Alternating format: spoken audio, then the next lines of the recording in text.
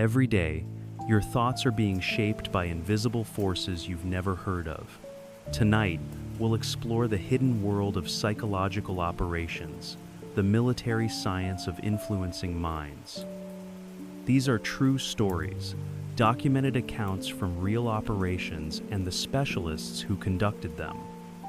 Settle in comfortably as we journey through 15 interconnected stories that reveal how your mind can be influenced and, more importantly, how to recognize it happening. From the dusty streets of Afghanistan to the gleaming server farms tracking your every click, you'll discover the gentle art of psychological warfare and why understanding it makes you more free, not more fearful. Over the next few hours, you'll understand how influence actually works in war zones, in advertising, in social media algorithms, and in your daily life. This knowledge becomes a gentle shield, protecting your autonomy while helping you navigate our influence-rich world with wisdom rather than fear. We begin with a real encounter in a quiet recruitment office, where a chance encounter on LinkedIn would reveal a military specialty so secretive, most people don't know it exists. The digital recruiter Henry scrolled through his LinkedIn notifications with the casual attention of someone managing their professional presence. The platform had become a familiar landscape of career updates, industry news, and networking opportunities. But on this particular evening, one connection request stood apart from the routine professional outreach. The profile belonged to someone whose job title contained an acronym Henry had never encountered before: PSYOP.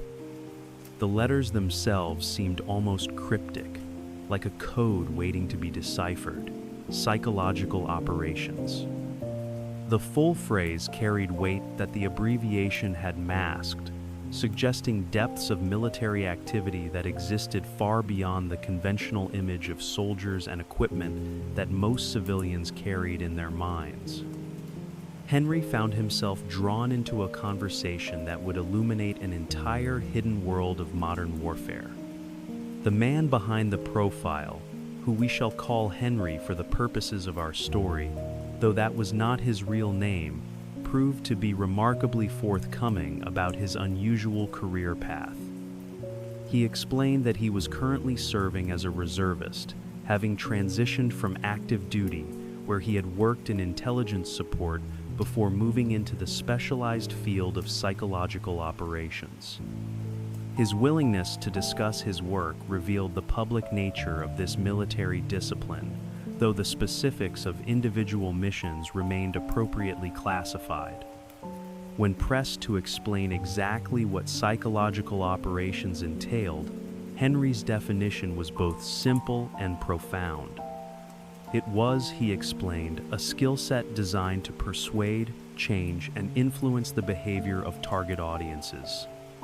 The repetition of this phrase seemed almost like a mantra, the fundamental principle around which entire military strategies were built. This influence could be directed toward adversaries, seeking to modify their actions and decisions, or toward friendly populations, helping to build support and understanding for military objectives. What struck the curious observer most powerfully was Henry's emphasis on what psychological operations explicitly did not do. Under no circumstances, he made clear, were these techniques to be employed against the American public. This boundary represented both a legal constraint and an ethical foundation that governed the entire discipline, ensuring that the tools of influence remained directed outward toward foreign audiences and military objectives. The conversation naturally led to deeper questions about why such capabilities were necessary in modern warfare. Henry's response revealed a fundamental shift in how military conflicts were understood and conducted. The traditional model of warfare, what military professionals termed kinetic operations, involved the physical application of force through weapons, explosives, and direct combat. But alongside these conventional approaches, an entirely parallel dimension of conflict had emerged. This non-kinetic realm of warfare encompassed a wide array of specialized capabilities that could achieve military objectives without firing a single shot. Combat camera teams, known by the acronym COMCAM, provided real-time visual intelligence through satellite imagery and airborne surveillance platforms. These specialists could deliver fresh photographs and video footage of virtually any location on Earth within minutes, giving commanders unprecedented situational awareness. Electronic warfare teams represented another facet of this technological approach to conflict. These specialists wielded tools that could jam radar systems, disable cameras remotely, and even deploy electromagnetic weapons capable of disrupting entire facilities. The sophistication of these systems allowed them to be mounted on ground vehicles, integrated into aircraft, or deployed in fixed installations, creating layers of electronic dominance over the battlefield. One particularly intriguing example of electronic warfare capabilities involved devices that could intercept cellular communications. By broadcasting signals that mimicked cell phone towers, aircraft could cause all mobile phones in a given area to connect to their systems instead of legitimate networks. This technique, known as a stingray operation, provided real-time location tracking of specific devices while remaining completely invisible to the users below.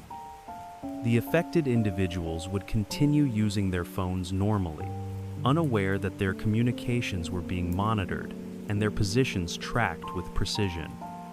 The integration of cyber operations added yet another layer to this multi-dimensional approach to warfare. Specialists in this field could penetrate enemy computer networks, disrupt communication systems, and even manipulate information flows to support broader military objectives. When combined with psychological operations, electronic warfare, and traditional kinetic capabilities, these diverse specialties created what military strategists called a force multiplier effect. This concept of battlefield multiplication without weapons represented the core philosophy behind psychological operations. Rather than destroying enemy capabilities through direct attack, PSYOP specialists sought to convince adversaries to abandon their objectives voluntarily. The approach recognized that human decision-making, rather than purely material factors, often determined the outcome of conflicts. By understanding how people processed information, made choices, and responded to various forms of communication, skilled operators could achieve strategic objectives through persuasion rather than destruction.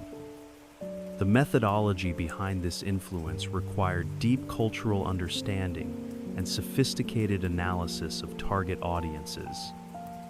Different populations responded to different appeals, required different communication styles, and held different values that could be leveraged for military purposes.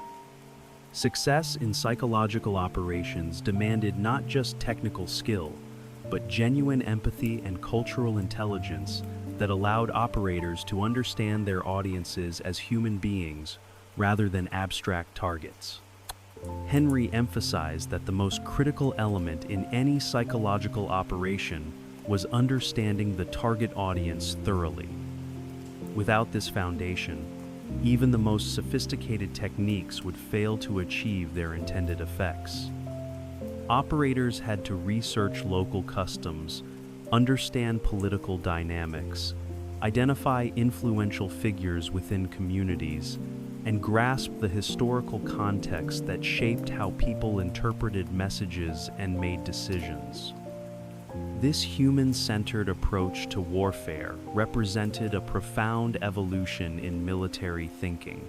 Rather than viewing conflicts purely in terms of equipment, territory, and firepower, psychological operations recognized that the ultimate battlefield existed in the realm of human consciousness. Hearts and minds, as the military saying went, were not just metaphorical prizes, but literal terrain to be understood, influenced, and ultimately won. The revelation of these capabilities painted a picture of modern warfare that extended far beyond the images typically associated with military conflict. Behind the scenes of every major operation, specialists worked to shape perceptions, influence decisions, and guide the flow of information in ways that supported broader strategic objectives. This hidden dimension of conflict operated according to its own principles and techniques, as sophisticated and specialized as any other military discipline. As Henry concluded his introduction to this fascinating world, he left his listener with a sense that psychological operations represented both an art and a science, requiring creativity and analytical rigor in equal measure. The field demanded practitioners who could think like strategists, communicate like diplomats, and understand human nature with the depth of social scientists. In the complex landscape of modern conflict, where information moved at the speed of light and perceptions could shift the balance of entire campaigns, the psychological warrior had emerged as an essential figure on the contemporary battlefield. The mother's gift. In the pale glow of a computer screen, a 10-year-old boy sat reluctantly before a keyboard, guided by the patient voice of his mother, who understood that the future belonged to those who could speak the language of machines. What he could not know, as he typed his first lines of code into existence, was that this moment represented the beginning of a journey that would lead him from the digital underground to the psychological battlefields of distant wars. Jonathan's mother possessed skills that most people of her generation could scarcely imagine. She was what the technology world called a white hat hacker, someone who used her considerable technical abilities for legitimate purposes rather than criminal gain. Her specialty lay in penetrating the security systems of internet service providers, not to cause harm or steal information, but to identify vulnerabilities that could then be properly addressed and secured. This ethical approach to hacking provided her with income that helped fund her graduate studies, turning her technical expertise into educational opportunity. The world of computer security in those days operated on principles that seemed almost quaint by modern standards. The internet was smaller, more trusting, and far less sophisticated in its defensive measures.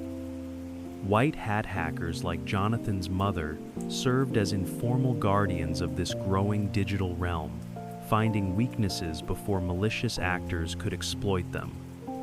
Their work represented a form of digital immune system, constantly testing and strengthening the networks that were beginning to connect the world in ways previously unimaginable.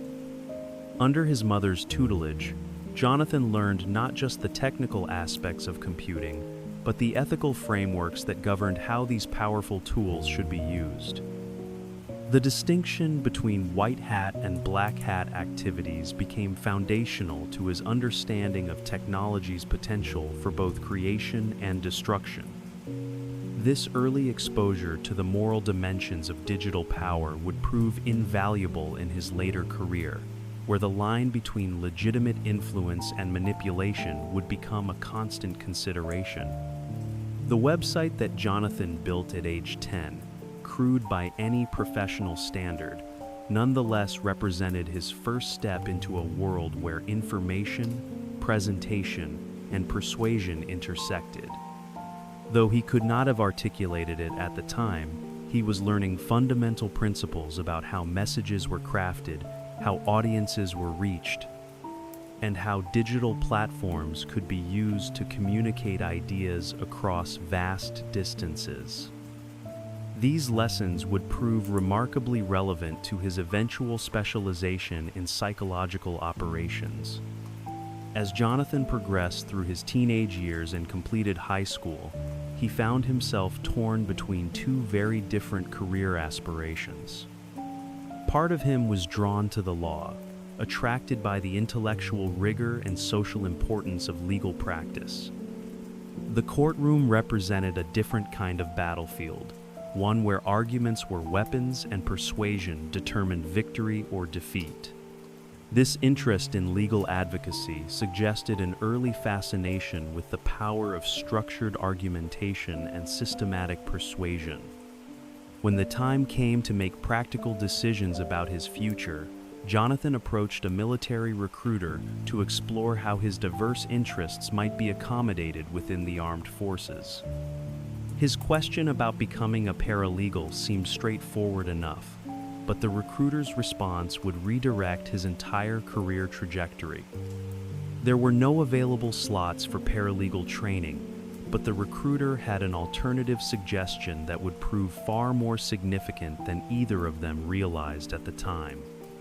The recruiter mentioned psychological operations, though he admitted he knew little about the field himself. What he could offer was a brief promotional video that would serve as Jonathan's introduction to this specialized branch of military service.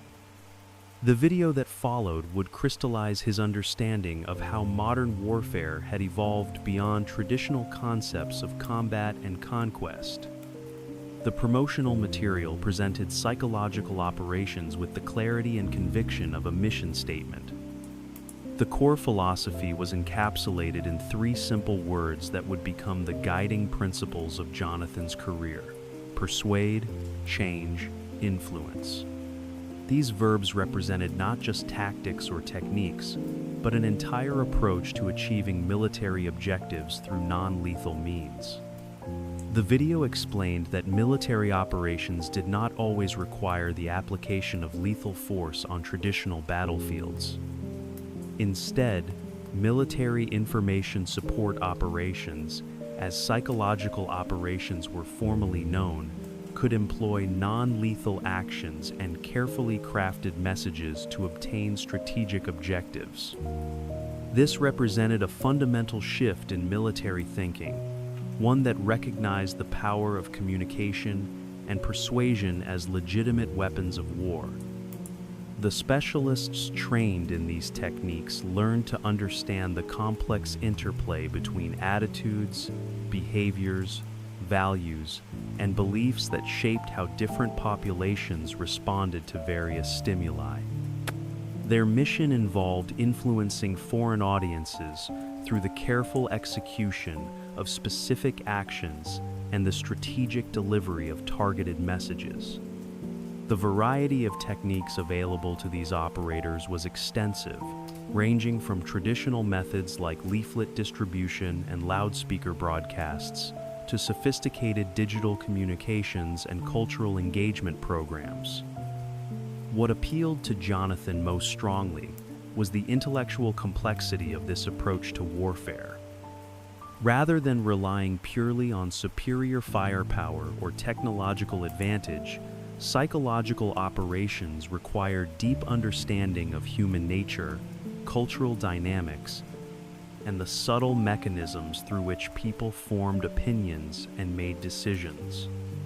Success in this field demanded not just military training, but skills more commonly associated with anthropologists, linguists, and social psychologists. The promotional video served its intended purpose perfectly. Jonathan found himself captivated by the possibility of serving his country through means that aligned with his interests in communication, persuasion, and human behavior. The field seemed to offer a unique combination of intellectual challenge and practical importance that other military specialties could not match. His decision to enlist was made with the confidence of someone who had found his calling. Basic training provided Jonathan with the foundational military skills that all soldiers required, regardless of their eventual specialization. The experience taught him discipline, teamwork, and the basic competencies needed to operate effectively in military environments. But throughout this initial training period, his focus remained fixed on the specialized education that would follow. Psychological operations training would be where his real education began. Upon completion of basic training, Jonathan moved directly into the Psychological Operations program, where he would learn the specific skills and knowledge required for his chosen specialty. His first official position was that of Psychological Operations Specialist, the entry-level rank within tactical psychological operations teams. Though this was the lowest position in the hierarchy, it represented the beginning of a career path that would take him around the world and introduce him to some of the most complex challenges in modern warfare. Even as a new specialist, Jonathan found himself energized by the work and eager to gain practical experience in applying the principles he had learned. This enthusiasm would soon lead him to seek additional opportunities beyond his regular military duties. He discovered that the private sector offered contracts for psychological operations specialists, providing opportunities to work alongside military units while gaining valuable experience in real-world applications of his training. The company that would provide his first contract position was known as Lincoln Group, a name that would later become familiar to anyone following developments in military information operations. This Washington-based defense contractor specialized in exactly the kind of work that Jonathan's training had prepared him for, offering him the chance to apply his skills in actual operational environments rather than training scenarios.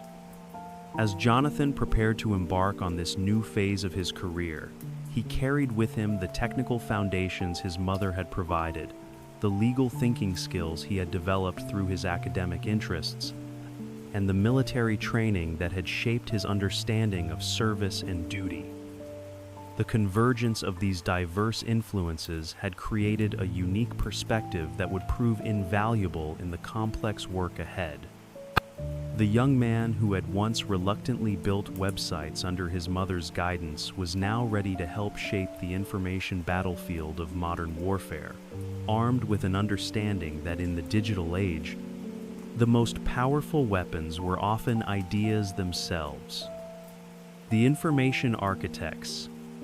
In the bustling corridors of Washington's defense contracting world, where marble lobbies echo with the measured footsteps of those who transform policy into practice, a company called Lincoln Group was quietly perfecting the art of strategic truth. Their mission appeared straightforward on paper, yet the implications of their work would ripple across continents and challenge fundamental assumptions about the nature of information itself. Lincoln Group emerged during a period when traditional warfare was evolving into something far more complex and nuanced. The company positioned itself at the intersection of military objectives and media strategy, offering services that bridged the gap between battlefield operations and public perception. Their headquarters housed specialists who understood that in modern conflicts, winning hearts and minds required the same careful planning and execution as any conventional military campaign. The company's primary contract represented a significant investment in the future of information operations. Worth up to $100 million over 5 years, this agreement demonstrated the Pentagon's recognition that information itself had become a critical battlefield resource. The scale of this investment reflected a fundamental shift in how military strategists understood the role of communication in achieving strategic objectives. Lincoln Group's operations in Iraq provided a fascinating case study in how modern information warfare actually functioned on the ground. Their specialists worked closely with military information operations teams to ensure that accurate information reached Iraqi audiences through channels that would be trusted and respected by local populations.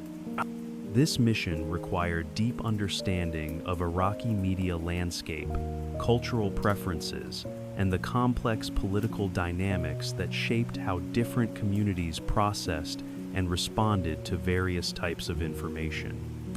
The process began with military personnel writing articles that contained factual information about ongoing operations, security developments, and other matters of public interest.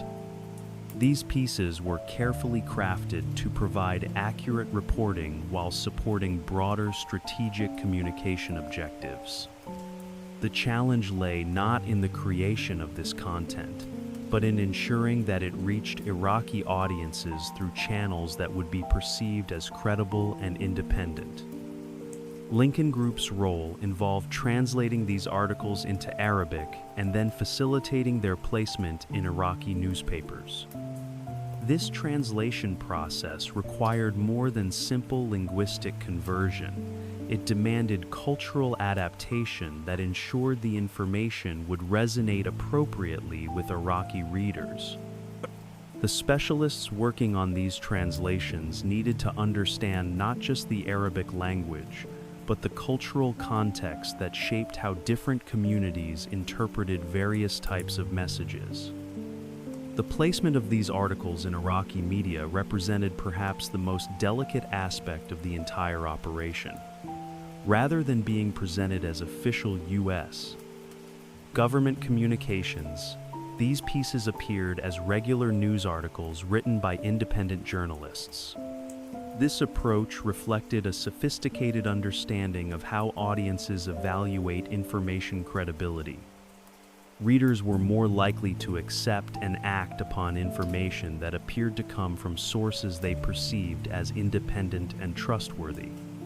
Critics of this approach raised important questions about transparency and the ethics of information operations. Some argued that any government-sponsored content should be clearly labeled as such, regardless of the potential impact on audience reception.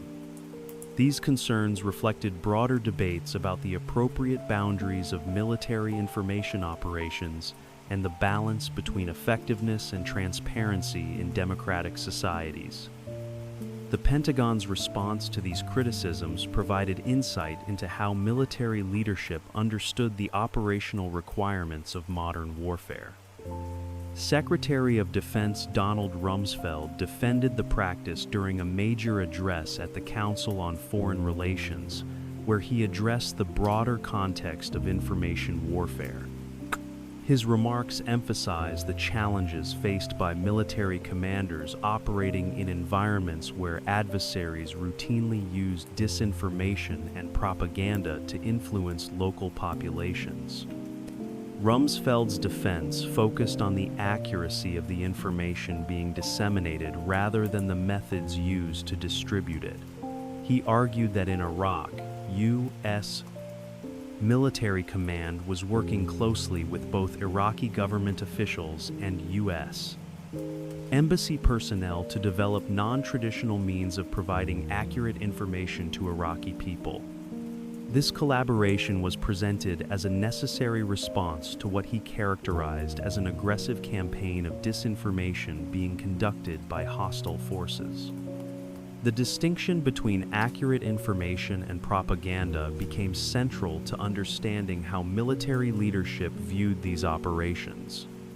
From the Pentagon's perspective, the content being distributed was factually correct and served legitimate military and political objectives. The methods used to distribute this information were justified by the operational environment and the need to compete effectively with adversary information campaigns. Pentagon officials emphasized that the stories being placed in Iraqi media were true stories, even though payment was involved in securing their publication. This payment structure reflected the realities of media operations in conflict zones, where normal commercial relationships between news organizations and content providers might not function effectively.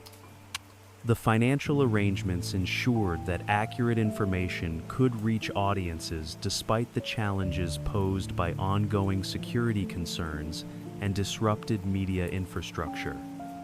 The internal review process that followed public scrutiny of these operations revealed how military institutions approached the balance between operational security and public accountability. General George Casey, the senior military commander in Iraq at the time, stated that the review had found that operations were being conducted within appropriate authorities and responsibilities. This conclusion suggested that the practices in question were consistent with existing legal and policy frameworks governing military information operations. The persistence of these programs, despite public criticism, demonstrated the military's commitment to information operations as a necessary component of modern warfare. Pentagon officials made clear that Lincoln Group would continue its activities unless military leaders revised their policies regarding information operations. This stance reflected a strategic decision that the benefits of these programs outweighed the potential costs associated with public controversy.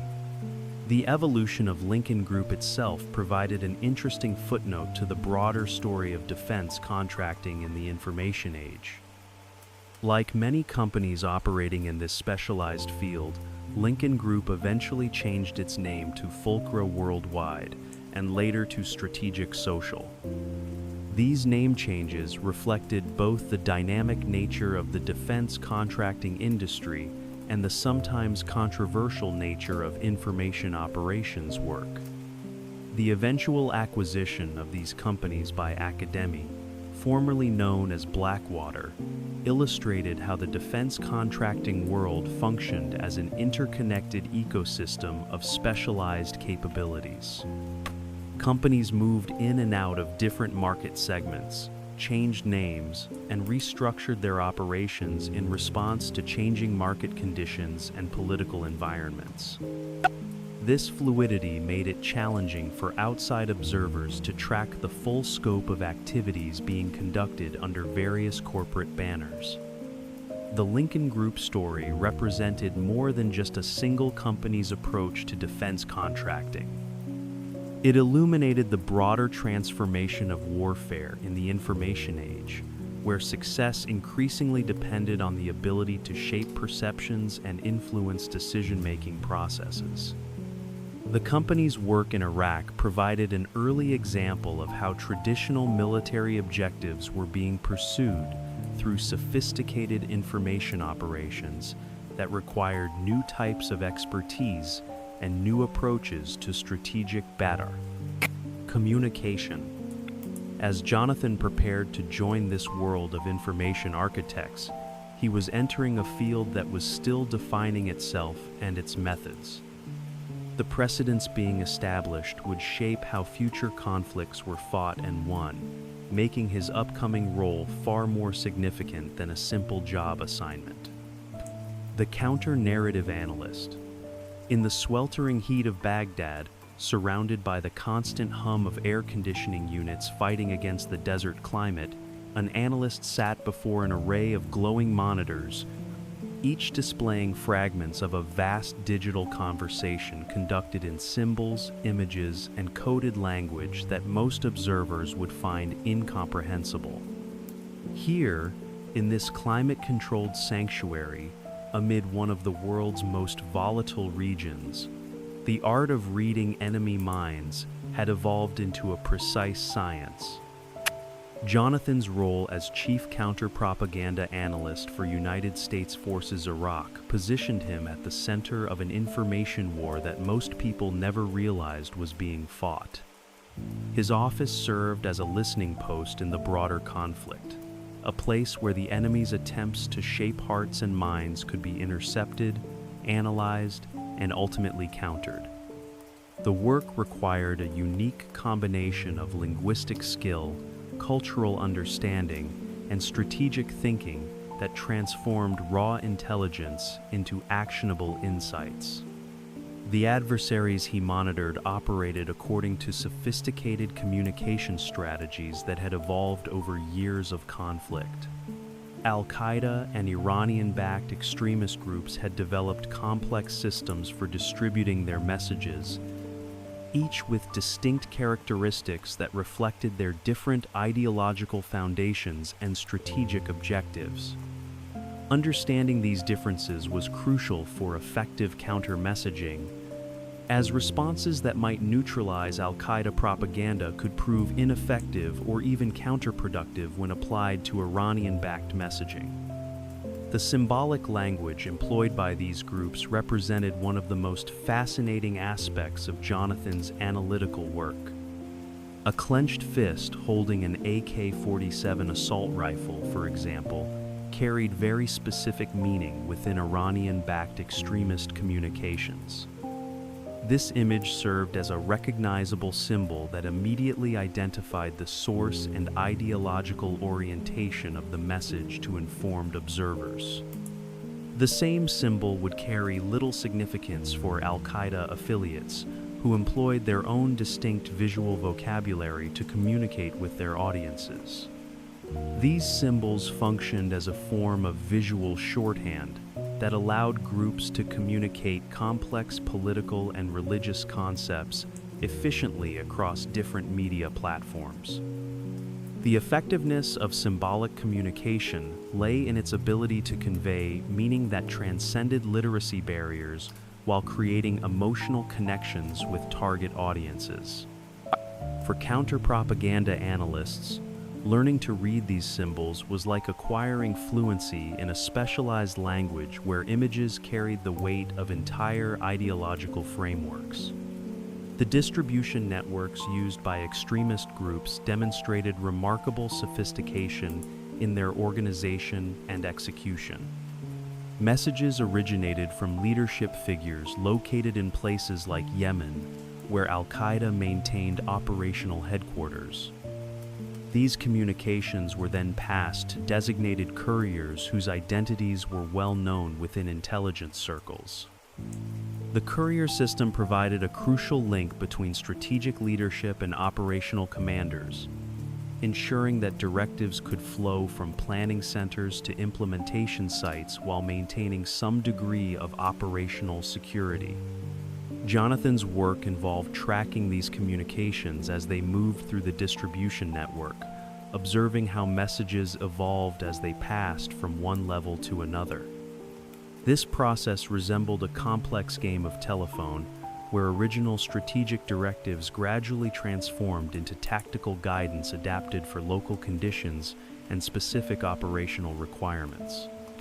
Understanding these transformations provided valuable insights into both the intentions of extremist leadership and the practical constraints faced by operational commanders.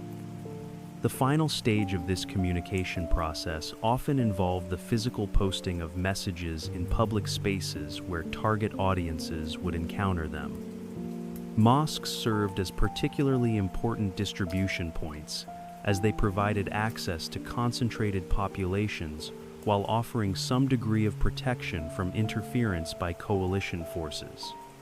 The transition from digital communication to physical messaging represented a critical vulnerability that counter-propaganda efforts could potentially exploit. The evolution of messages as they moved through these networks revealed important information about organizational structure, operational priorities, and tactical decision-making processes. Original directives from senior leadership typically focused on broad strategic objectives and ideological themes. As these messages moved down through the organizational hierarchy, local commanders would adapt them to address specific operational requirements and local political conditions.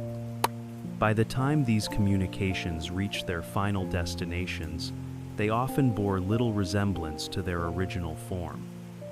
This transformation process provided counter-propaganda analysts with opportunities to identify disconnects between strategic intentions and tactical implementation.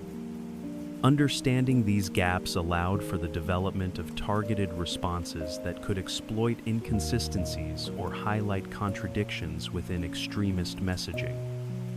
Jonathan's analysis work required him to become conversant in Baghdad Iraqi Arabic, one of many distinct dialects spoken throughout the Middle East. This linguistic capability allowed him to understand not just the literal meaning of intercepted communications, but also the cultural nuances and emotional undertones that shaped how different audiences would interpret various messages. Language acquisition represented far more than simple vocabulary memorization. It required deep immersion in cultural context and social dynamics. The process of developing effective counter-messaging strategies began with thorough analysis of the methods of appeal employed by extremist communicators. Different groups relied on different emotional and logical frameworks to persuade their audiences. Some emphasized religious obligations and spiritual rewards, while others focused on political grievances and calls for revenge. Effective counter-messaging required understanding not just what extremist groups were saying, but why their messages resonated with specific audiences.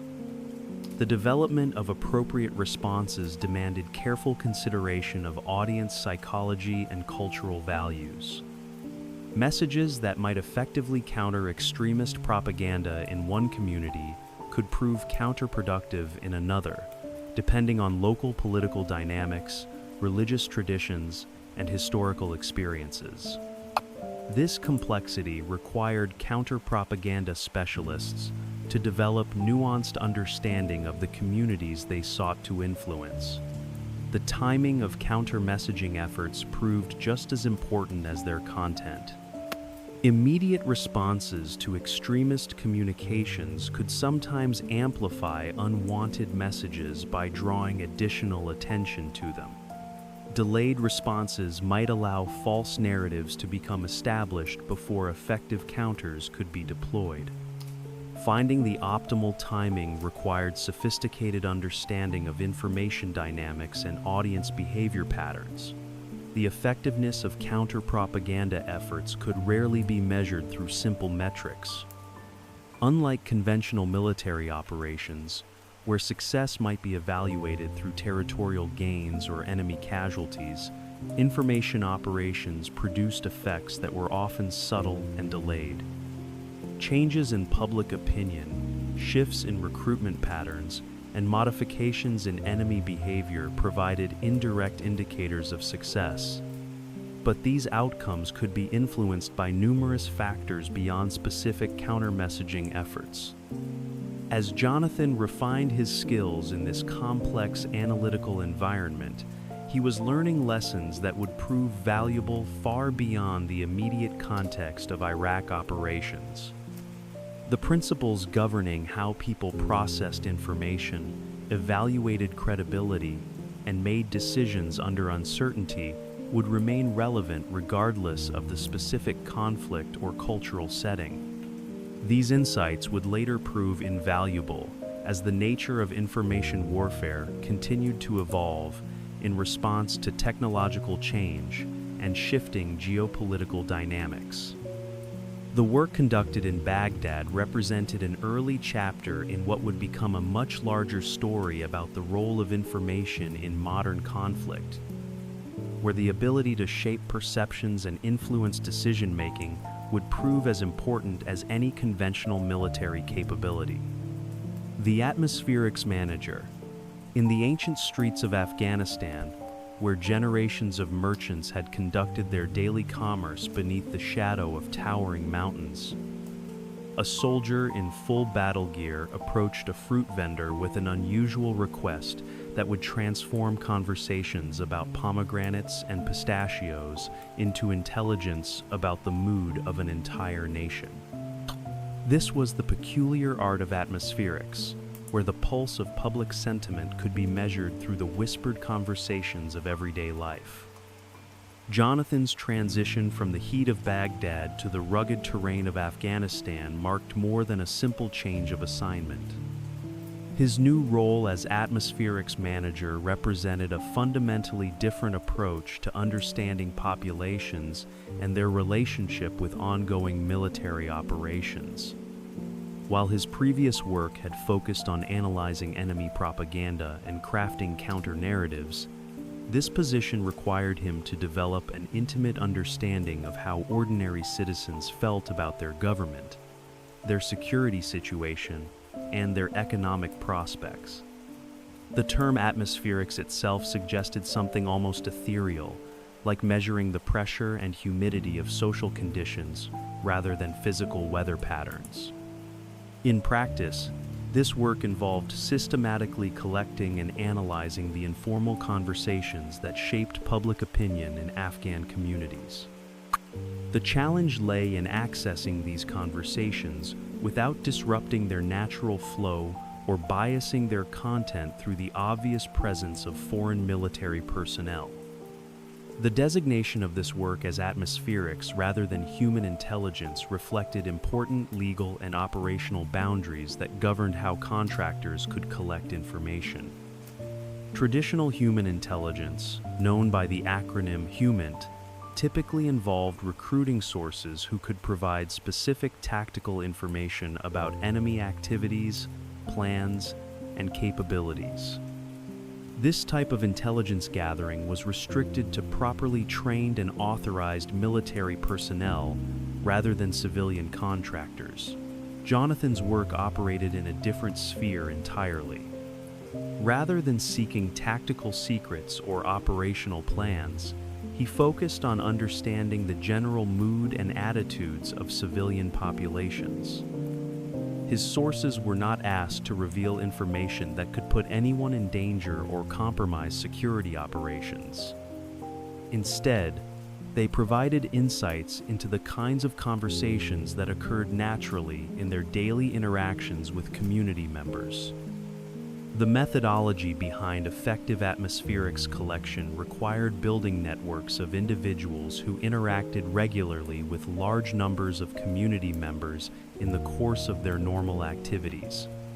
Bartenders represented ideal sources because their establishments served as informal gathering places where people discussed current events while their guard was lowered by social atmosphere and sometimes alcohol.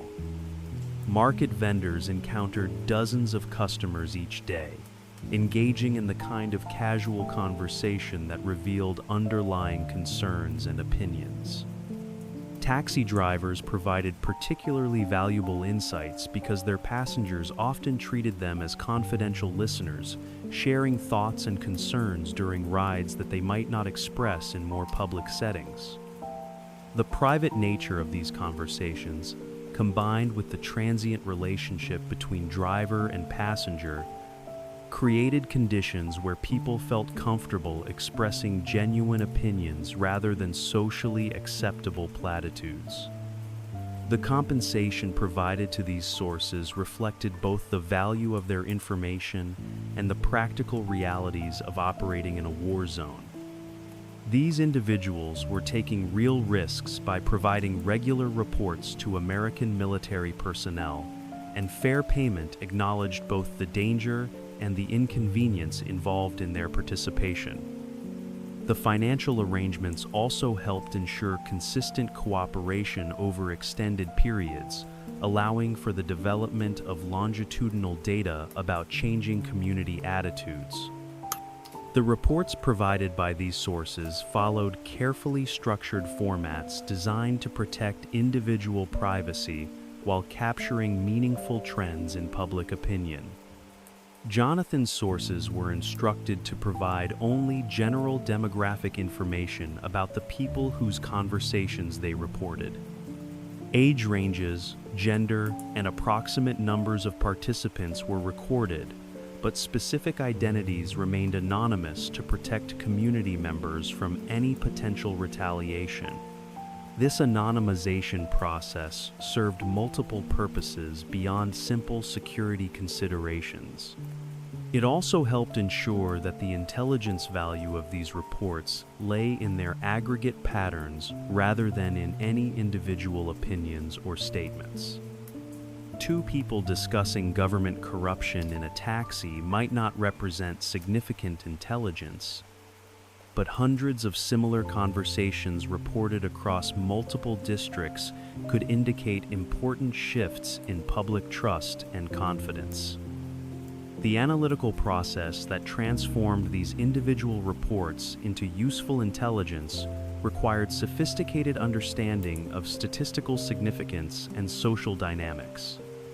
Jonathan worked with datasets containing thousands of reports collected across different geographic regions and time periods. Patterns emerged only through careful analysis of large volumes of data, revealing trends that might not be apparent from any single conversation or even dozens of isolated reports. The geographical distribution of report collection allowed for detailed mapping of public sentiment across different provinces and communities. Some regions might show strong support for government security efforts, while others expressed frustration with corruption or economic stagnation. These variations provided valuable context for military planners and civilian officials working to develop effective policies and communication strategies. The temporal aspects of atmospherics analysis proved equally important. Public sentiment could shift rapidly in response to specific events, policy changes, or security incidents. Regular collection and analysis of atmospherics data allowed military leaders to track these changes in near real time, providing early warning of potential problems before they escalated into more serious challenges. The process also revealed the complex relationship between local concerns and broader political dynamics. Conversations about immediate issues like electricity shortages or fuel prices often connected to larger questions about government effectiveness and international involvement. Understanding these connections helped military and civilian leaders address root causes of discontent rather than simply responding to surface-level complaints. Jonathan's work in Afghanistan took place during a period when the international coalition was attempting to build sustainable Afghan government institutions while simultaneously conducting ongoing counterterrorism operations. Public support for these efforts varied significantly across different communities and changed in response to both local conditions and broader strategic developments. Atmospherics collection provided crucial insights into how these complex dynamics were perceived and discussed by ordinary citizens. The information collected through atmospherics operations contributed to a broader understanding of the human terrain in Afghanistan, complementing other forms of intelligence gathering and analysis. While signals intelligence could reveal enemy communications and imagery intelligence could track movements and activities, atmospherics provided insights into the social and political environment that shaped how different populations responded to ongoing events.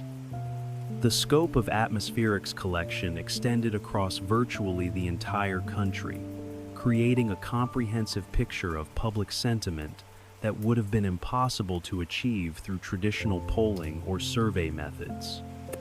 The informal nature of the data collection process often produced more honest and revealing insights than formal interviews, where respondents might provide socially acceptable answers rather than their genuine opinions. As Jonathan refined his techniques for managing these complex information networks, he was developing skills that would prove valuable far beyond the specific context of Afghanistan. The ability to understand how populations processed information, formed opinions, and expressed their concerns would remain relevant in any environment where human sentiment played a role in strategic outcomes.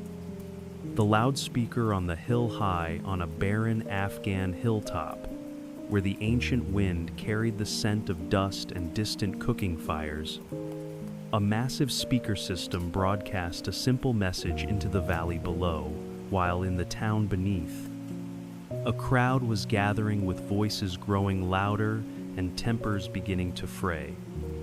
What unfolded next would demonstrate how the careful study of human nature could transform a moment of potential violence into an exercise in community leadership.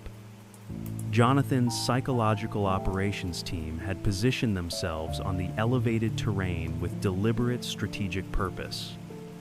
The hilltop location provided clear sightlines across the valley, while offering the acoustic advantage needed for their loudspeaker system to reach the maximum number of people in the settlement below. Their mission that day involved broadcasting a straightforward public service message, encouraging local residents to report any terrorist activity they might observe to a designated phone number.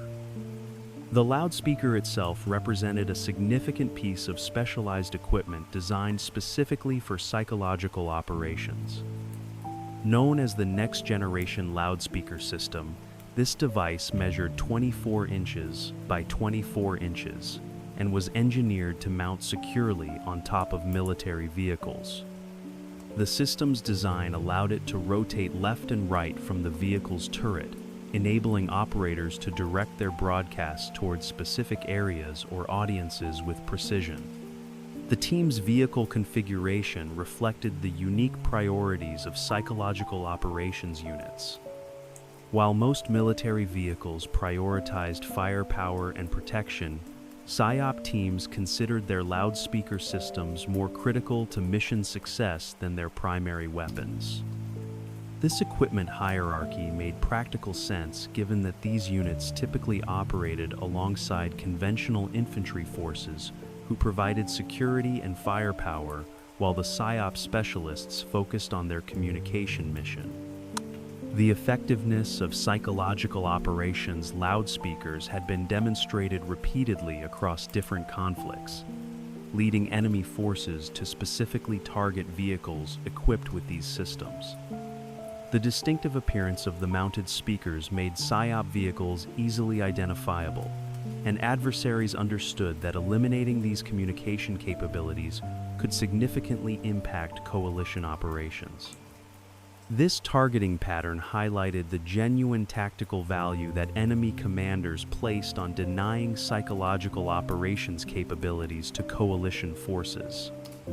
As Jonathan's team continued their broadcast from the hilltop position, they observed developing activity in the town below that would soon require their immediate attention: a routine patrol by US 1SON 40.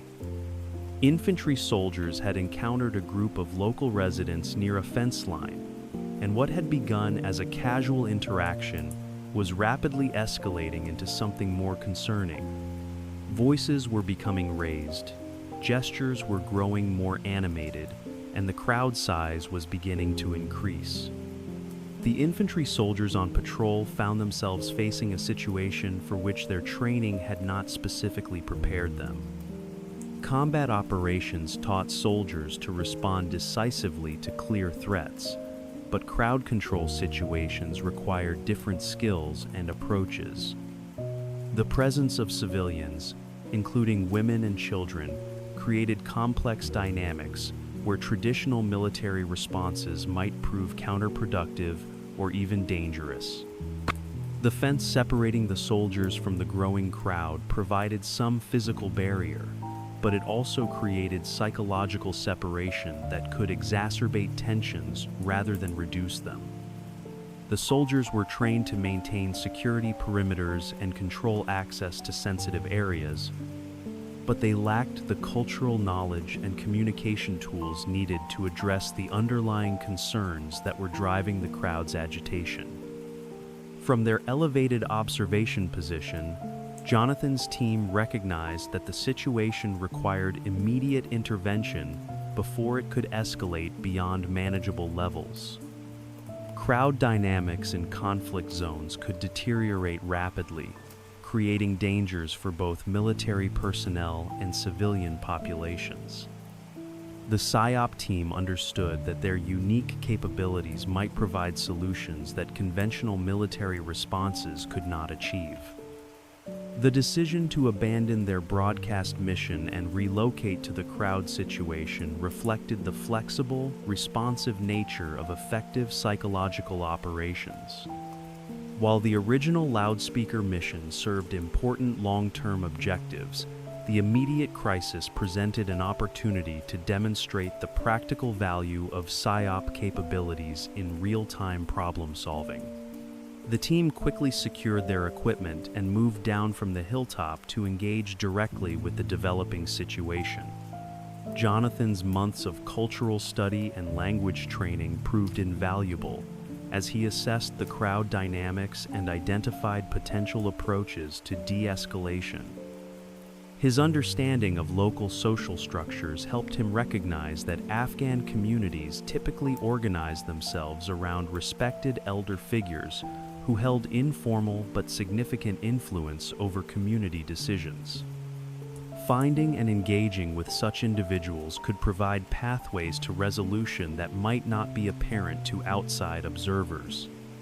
The team's approach to crowd analysis reflected sophisticated understanding of human behavior under stress. They looked for indicators of leadership, signs of escalating tension, and potential pressure points where intervention might prove most effective. This assessment process required rapid evaluation of numerous factors including body language, vocal patterns, positioning within the crowd, and apparent relationships between different individuals. The selection of an appropriate community representative required careful judgment about local dynamics and social hierarchies. Jonathan observed the crowd looking for someone who appeared calm despite the surrounding tension, concerned about the situation but not agitated by it, and potentially respected by other community members. These qualities suggested an individual who might be willing and able to serve as a bridge between the military forces and the civilian population. The man that Jonathan identified possessed the characteristics of someone who could serve as a natural mediator in the developing crisis. His position within the crowd, his body language, and the way other community members oriented themselves around him suggested that he held some degree of informal authority or respect. Most importantly, he appeared genuinely interested in resolving the situation rather than escalating it further. Jonathan's decision to equip this individual with a portable loudspeaker represented a calculated risk that demonstrated the core principles of effective psychological operations. Rather than attempting to communicate directly with the crowd as a foreign military representative, he empowered a trusted community member to address the situation in the local language and cultural context. This approach acknowledged local authority structures while providing the technical means to reach the entire assembled crowd. The portable loudspeaker system, known as a manpack unit, provided the community representative with the amplification needed to address the entire crowd effectively. The device was designed to be worn as a backpack, allowing for mobility and positioning flexibility that fixed installations could not provide. This equipment enabled clear communication even in outdoor environments with significant background noise and competing conversations. The message delivered through the community representative emphasized shared interests in community safety and peaceful resolution of concerns. Speaking in the local dialect and drawing upon cultural references that resonated with the audience, the chosen spokesperson was able to address the crowd's underlying concerns while encouraging calm discussion rather than confrontational behavior. His appeal emphasized the importance of working together to address legitimate community needs through appropriate channels. The success of this intervention demonstrated the power of combining technical capabilities with cultural understanding and appropriate local partnerships. The resolution validated the psychological operations principle that influence operates most effectively when it works through trusted local voices rather than external authority figures. The crowd's positive response showed how proper application of PSYOP principles could transform potentially dangerous situations into opportunities for constructive engagement. As the tension dissipated and the crowd began to disperse peacefully, Jonathan's team had accomplished something far more significant than their original broadcast mission. They had demonstrated in practical terms how psychological operations could serve as genuine force multipliers, achieving objectives that conventional military responses might not have been able to accomplish without significant risk to both military personnel and civilian populations. The map on the floor alone in the quiet sanctuary of a psychological operations headquarters, where the only sounds were the gentle hum of air conditioning and the distant murmur of routine military activity, a young specialist spread an enormous map across the concrete floor and began placing small pins at locations that told the story of violence and hidden weapons across central Iraq. What emerged from this methodical analysis would demonstrate how patient intelligence work and strategic communication could unlock secrets that had eluded conventional military operations for months.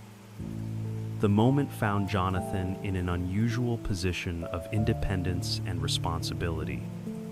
Through an uncommon coincidence of military scheduling, his entire psychological operations team had been granted leave simultaneously, leaving him as the sole specialist available for operations in their area of responsibility.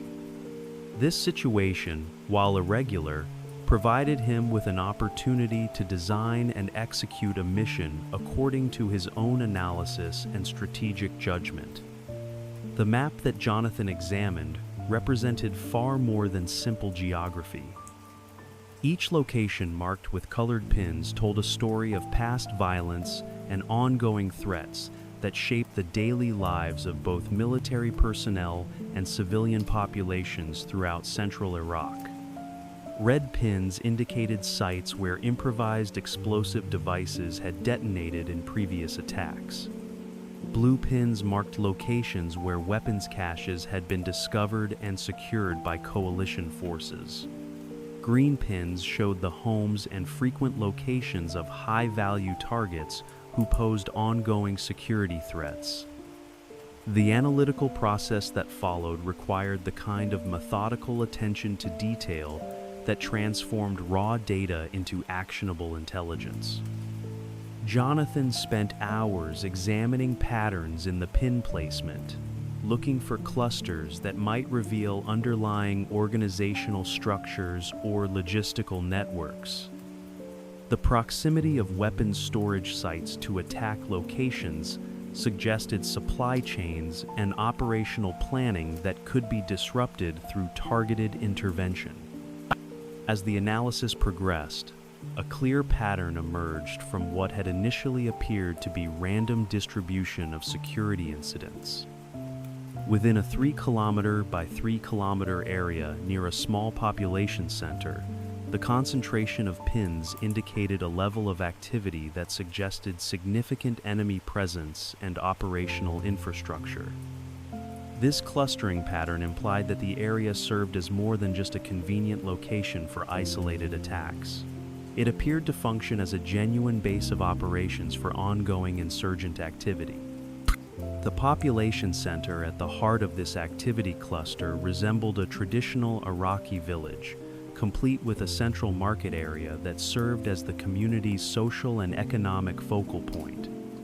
The village's layout suggested generations of organic growth around essential services and gathering places that would be familiar to local residents and potentially welcoming to outside observers who approached with appropriate cultural sensitivity. Jonathan's decision to pursue a counter-improvised explosive device operation reflected both his analysis of the intelligence patterns and his confidence in psychological operations techniques to achieve objectives that conventional military approaches might not accomplish. Rather than conducting aggressive search operations that could alienate local populations, he planned to use strategic communication to encourage voluntary cooperation from community members who possess knowledge about weapons storage locations. The mission design incorporated multiple communication channels to ensure maximum reach across different segments of the local population.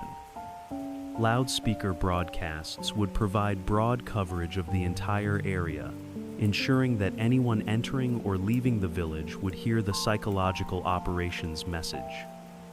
Personal engagement with community leaders and influential individuals would add credibility and cultural context to the broader communication effort. The leaflet component of the operation required careful attention to both message content and distribution methodology. The pamphlets needed to convey complex information about explosive device threats while maintaining cultural sensitivity and avoiding language that might alienate potential cooperators. The physical distribution process involved posting materials in highly visible locations throughout the village and ensuring that checkpoint personnel could provide leaflets to anyone entering or leaving the area. Jonathan's role as both the lowest-ranking member of his team and the temporary mission commander created interesting dynamics that influenced his approach to the operation. His relative inexperience in independent command required him to rely heavily on established procedures and proven techniques rather than attempting innovative approaches that might prove counterproductive. This constraint actually served the mission well, as psychological operations' effectiveness often depended more on careful execution of established principles than on creative improvisation. The loudspeaker messages broadcast throughout the operation emphasized shared interests between coalition forces and local civilian populations in reducing the threat posed by improvised explosive devices. The content stressed that these weapons posed equal dangers to both military personnel and civilians, noting that the indiscriminate nature of explosive devices meant that local residents were just as likely to become casualties as intended military targets. The psychological appeal employed in these messages drew upon practical concerns that would resonate with community members regardless of their political affiliations or attitudes toward coalition presence. Rather than asking people to support coalition objectives or oppose insurgent activities for ideological reasons, the messages focused on immediate safety concerns that affected everyone in the area. The leaflets distributed throughout the village provided more detailed information about the specific threats posed by weapons caches and improvised explosive devices. The materials explained how the presence of these weapons attracted increased military activity to the area, creating ongoing security concerns for local residents. The messaging emphasized that removing these threats would benefit the entire community by reducing the military presence required to maintain area security. The call to action provided in both loudspeaker broadcasts and printed materials offered community members a specific, low-risk method for providing assistance. A dedicated telephone number allowed people to report information anonymously without requiring face-to-face contact with coalition forces. This approach acknowledged the legitimate security concerns that might prevent people from cooperating openly while still providing pathways for voluntary assistance. The effectiveness of the psychological operations approach became apparent when one of the major transportation routes through the area yielded an unexpected result. A truck driver who had just completed a delivery mission in the region received one of Jonathan's leaflets at a coalition checkpoint. Rather than simply discarding the material or ignoring its message, the driver read the information and made an immediate decision that would validate the entire psychological operations strategy. The driver's response demonstrated how effective psychological operations could transform adversaries into allies through appeals to shared interests and practical concerns. Rather than viewing coalition forces as enemies to be opposed, he recognized that the weapons cache posed genuine threats to his own safety and that of other civilian drivers who used the same transportation routes.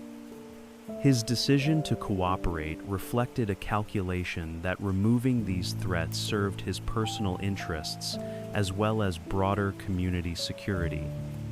The intelligence provided by the cooperative truck driver proved extraordinarily valuable, leading directly to the discovery of what military officials would later classify as the third largest weapons cache found during the entire Iraq conflict.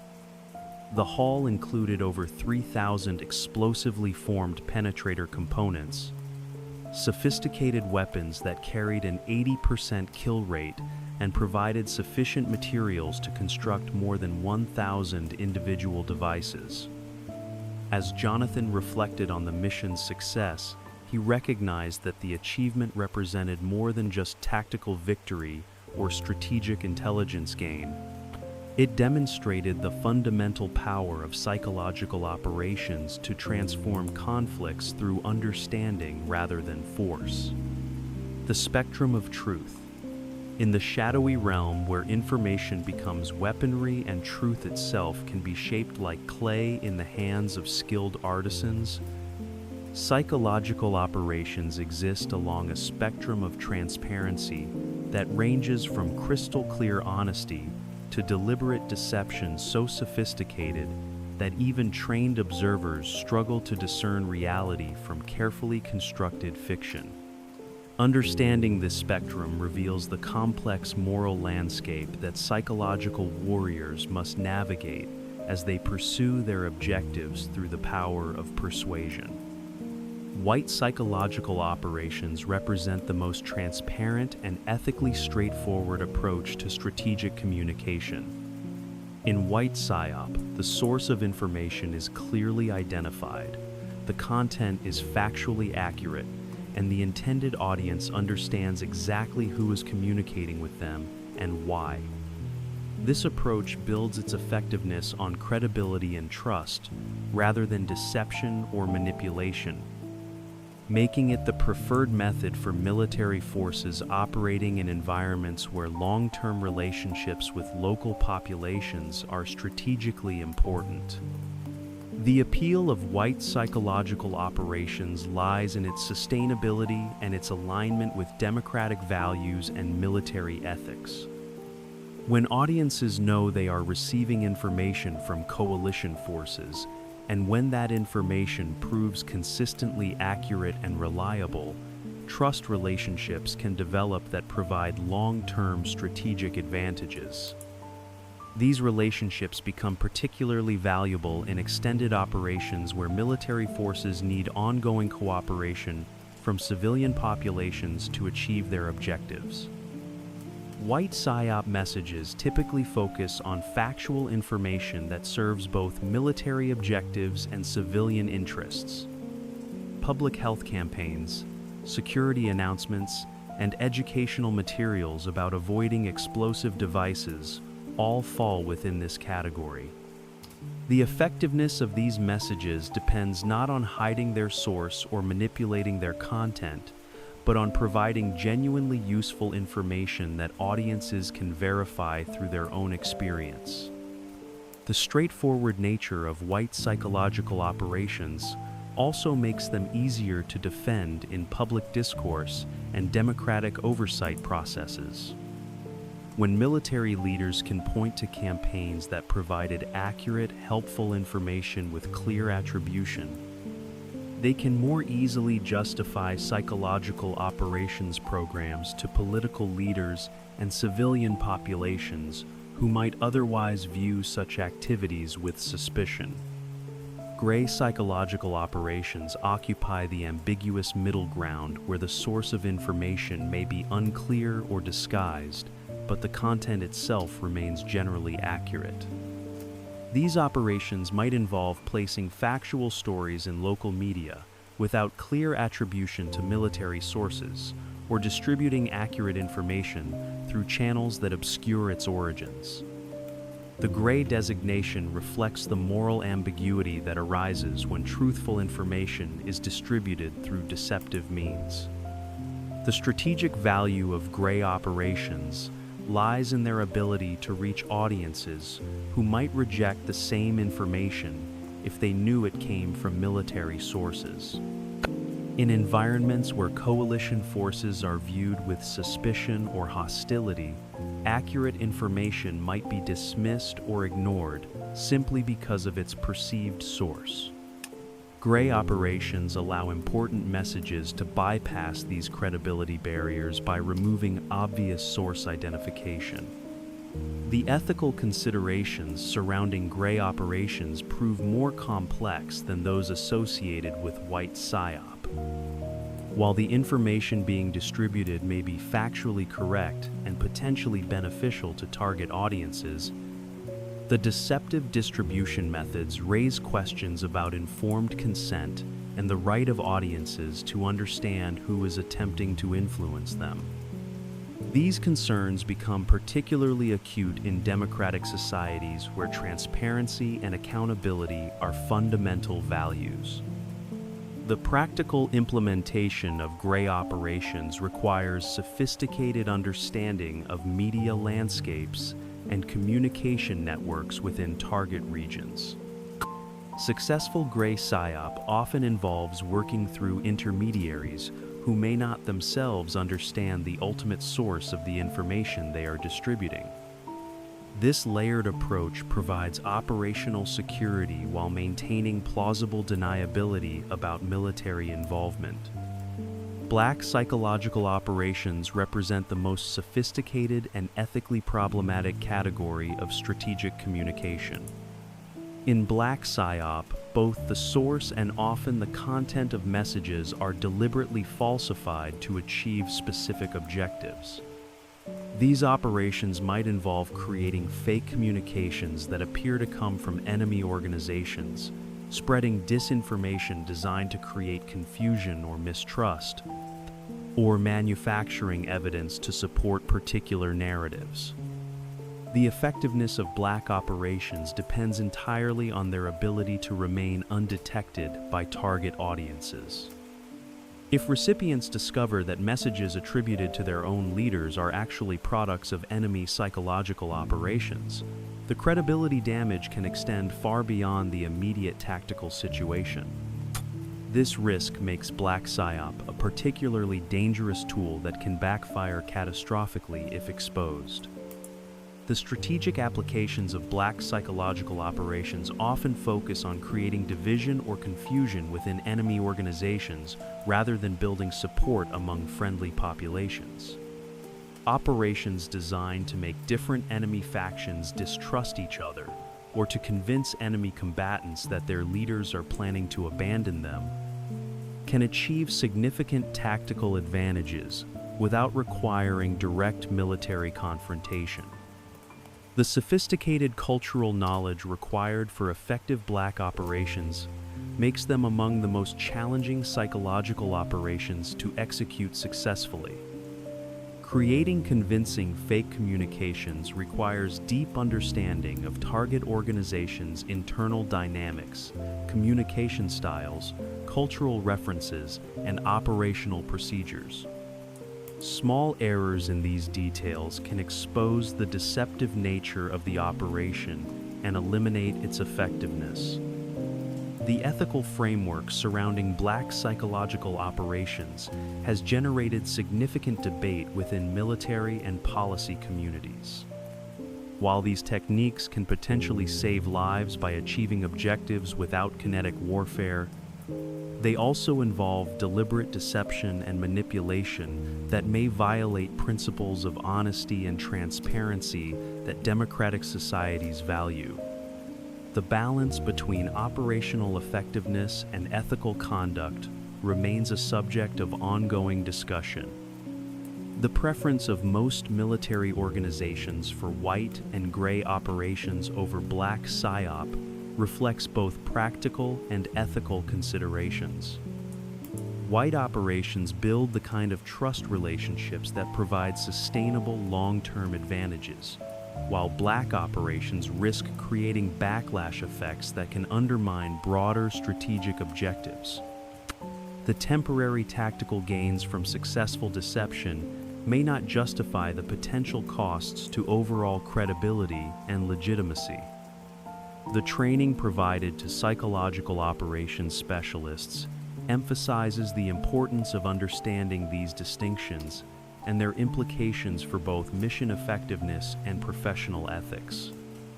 Operators must be able to assess not only whether particular techniques will achieve immediate objectives, but also how they might affect broader strategic goals and the moral standing of their organizations.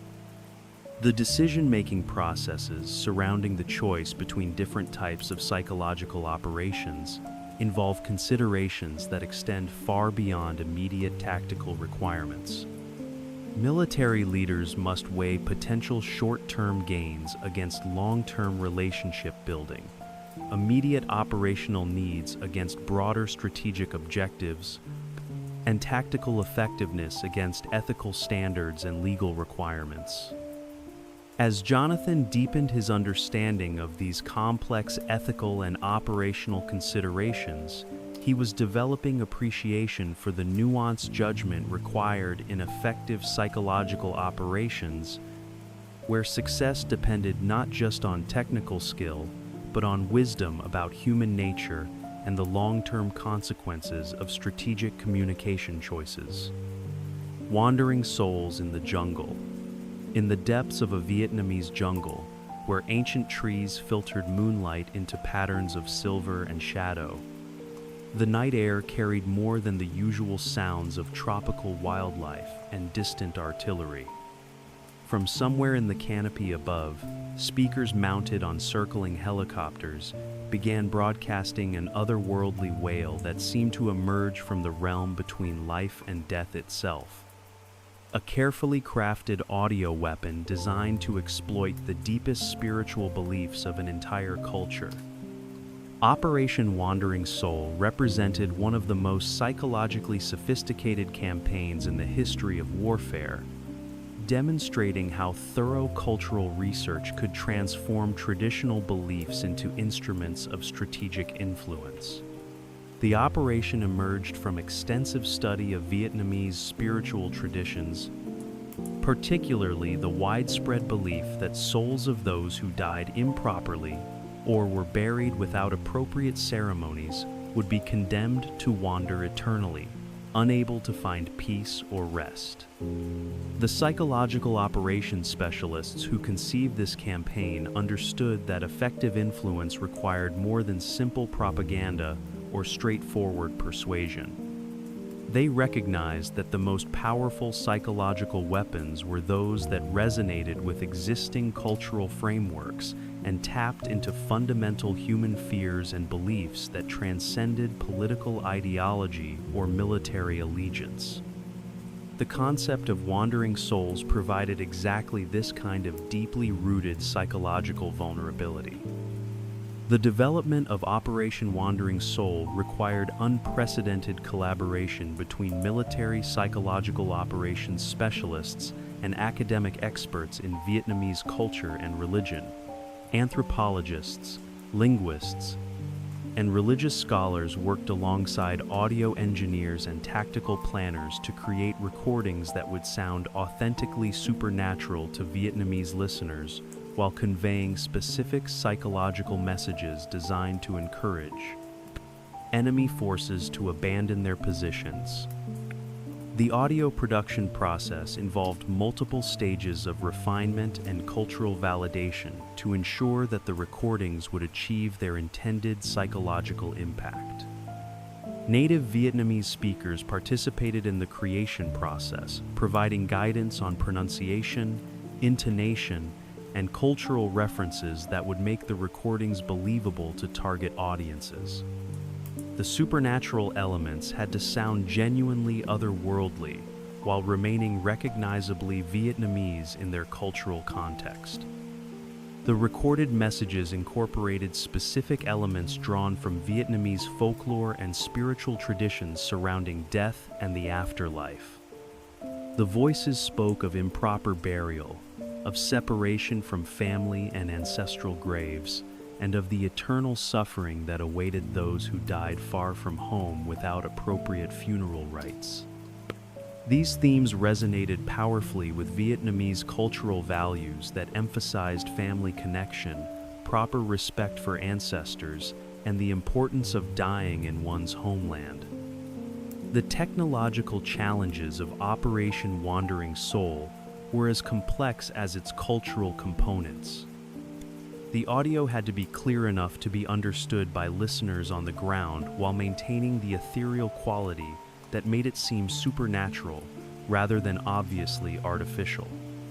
Sound engineers experimented with different recording techniques, amplification systems, and acoustic effects to create the desired psychological impact.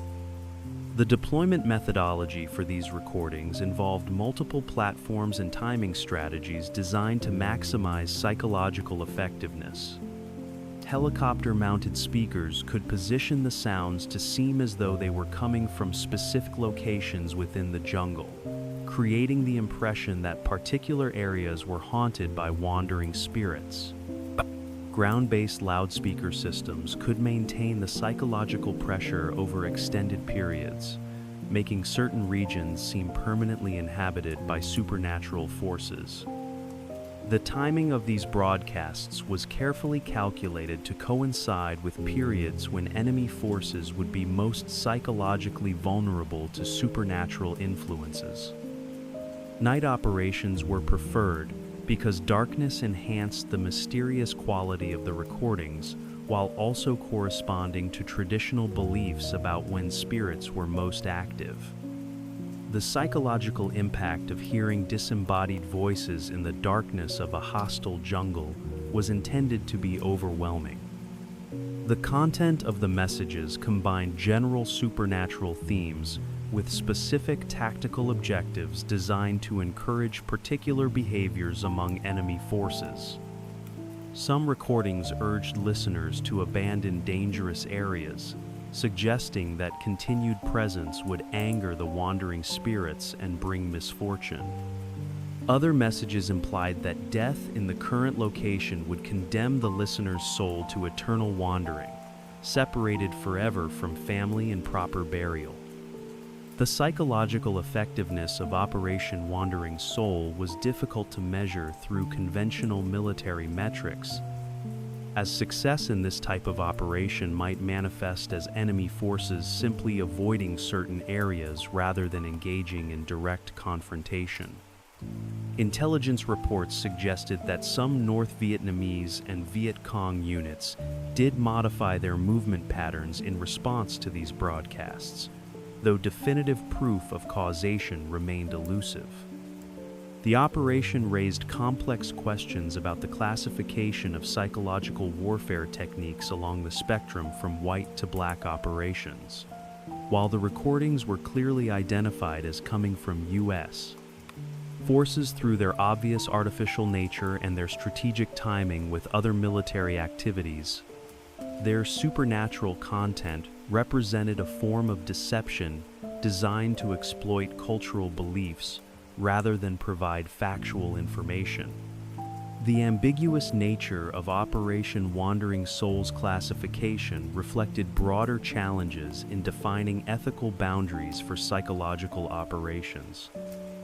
The recordings did not claim to be genuine supernatural phenomena, yet they were designed to be interpreted as such by target audiences. This created a gray area where the deceptive intent was clear even though the source was not entirely disguised. The long-term implications of Operation Wandering Soul extended beyond its immediate tactical applications to influence how military planners thought about cultural factors in psychological operations. The campaign demonstrated that effective influence required deep understanding of target audiences' worldviews, belief systems, and psychological vulnerabilities that might have little connection to political or military considerations. The operation also highlighted the importance of cultural research and anthropological expertise in modern warfare. Military success increasingly depended on understanding not just enemy capabilities and intentions, but the cultural context that shaped how different populations interpreted information and made decisions under stress. This recognition would influence psychological operations training and planning for decades to come. The ethical debates surrounding Operation Wandering Soul continued long after the Vietnam conflict ended. as military professionals and academics struggled to define appropriate boundaries for psychological manipulation of cultural and religious beliefs. The operation's exploitation of spiritual traditions raised questions about whether any beliefs should be considered off-limits for psychological operations, regardless of their military effectiveness.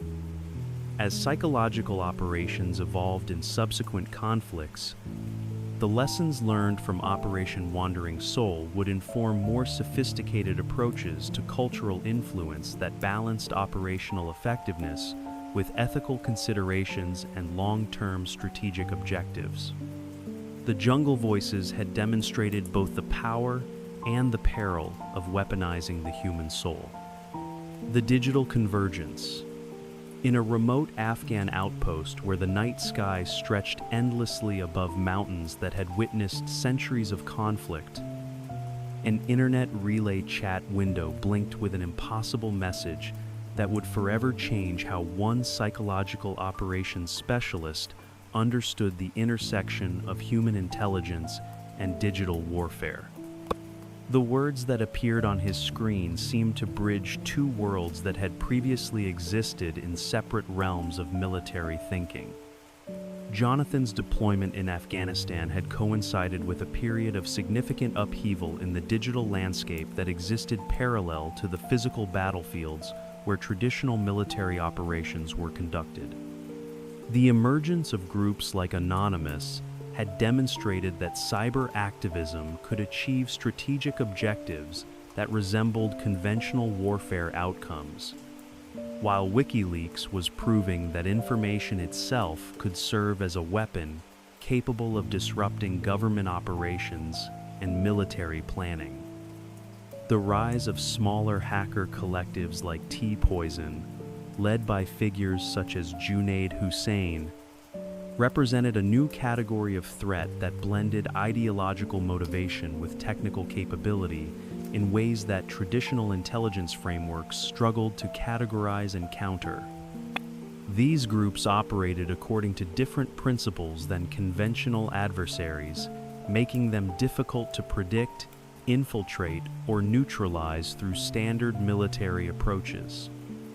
Jonathan's personal interest in monitoring these developments reflected both professional curiosity and the practical reality that deployed soldiers often had significant downtime that needed to be filled with constructive activities.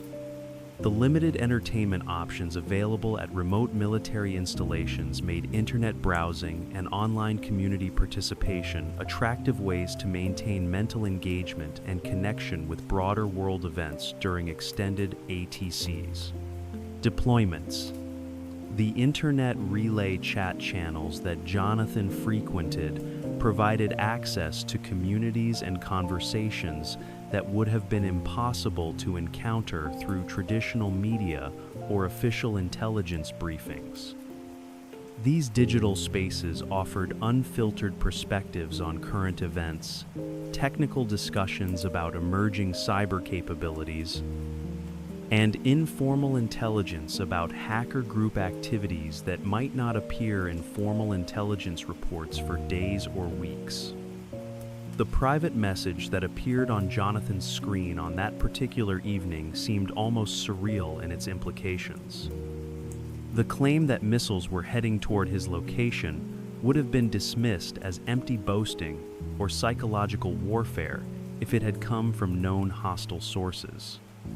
However, the specificity of the claim and the apparent geographic knowledge implied by the sender's statement suggested something more significant than casual trolling or random threats. The distinction between missiles and rockets represented more than mere technical precision. It indicated that the sender possessed genuine military knowledge and understood the difference between various types of ordnance and delivery systems. This level of technical accuracy suggested either direct military experience or access to reliable information sources that could provide such detailed knowledge about weapon systems and their operational characteristics. The sender's claim to be positioned on the Pakistani side of the border added another layer of credibility to the warning, as this geographic specificity could potentially be verified through other intelligence sources. The reference to seeing the ordnance in flight implied real-time observation rather than speculation or rumor, suggesting that the information might have immediate tactical value despite its unconventional source. Jonathan's response to this unusual intelligence reflected both his psychological operations training and his understanding of proper intelligence handling procedures. The assessment of the information as single source and unvetted accurately characterized its limitations while acknowledging its potential significance. Single-source intelligence carried inherent risks because it could not be corroborated through independent channels, while unvetted sources presented additional credibility challenges. The decision to handwrite the report rather than transmitting it electronically demonstrated sophisticated understanding of operational security principles and information handling protocols. Electronic communications could be intercepted, tracked, or inadvertently distributed beyond their intended recipients, while physical documents provided better control over information dissemination and reduced the risk of creating digital trails that could compromise sources or methods. The personal delivery of this intelligence to appropriate analytical personnel reflected both the unusual nature of the source and the potential importance of the information it contained.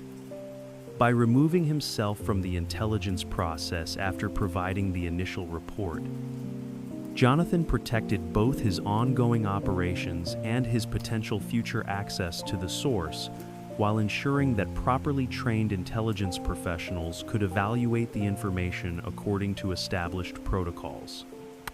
The verification of the intelligence report through atmospheric collection the following day provided dramatic confirmation of the digital source's credibility and accuracy. The reports from multiple human intelligence sources about missile strikes in Kunar province corroborated the essential details of the original warning, transforming what had appeared to be a dubious internet rumor into validated tactical intelligence with strategic implications. The convergence of traditional human intelligence gathering and digital source exploitation represented a significant evolution in how military intelligence operations could be conducted in the modern environment. The atmospheric intelligence that confirmed the missile strikes came through established human intelligence networks that had been carefully developed over months of patient relationship building and cultural engagement.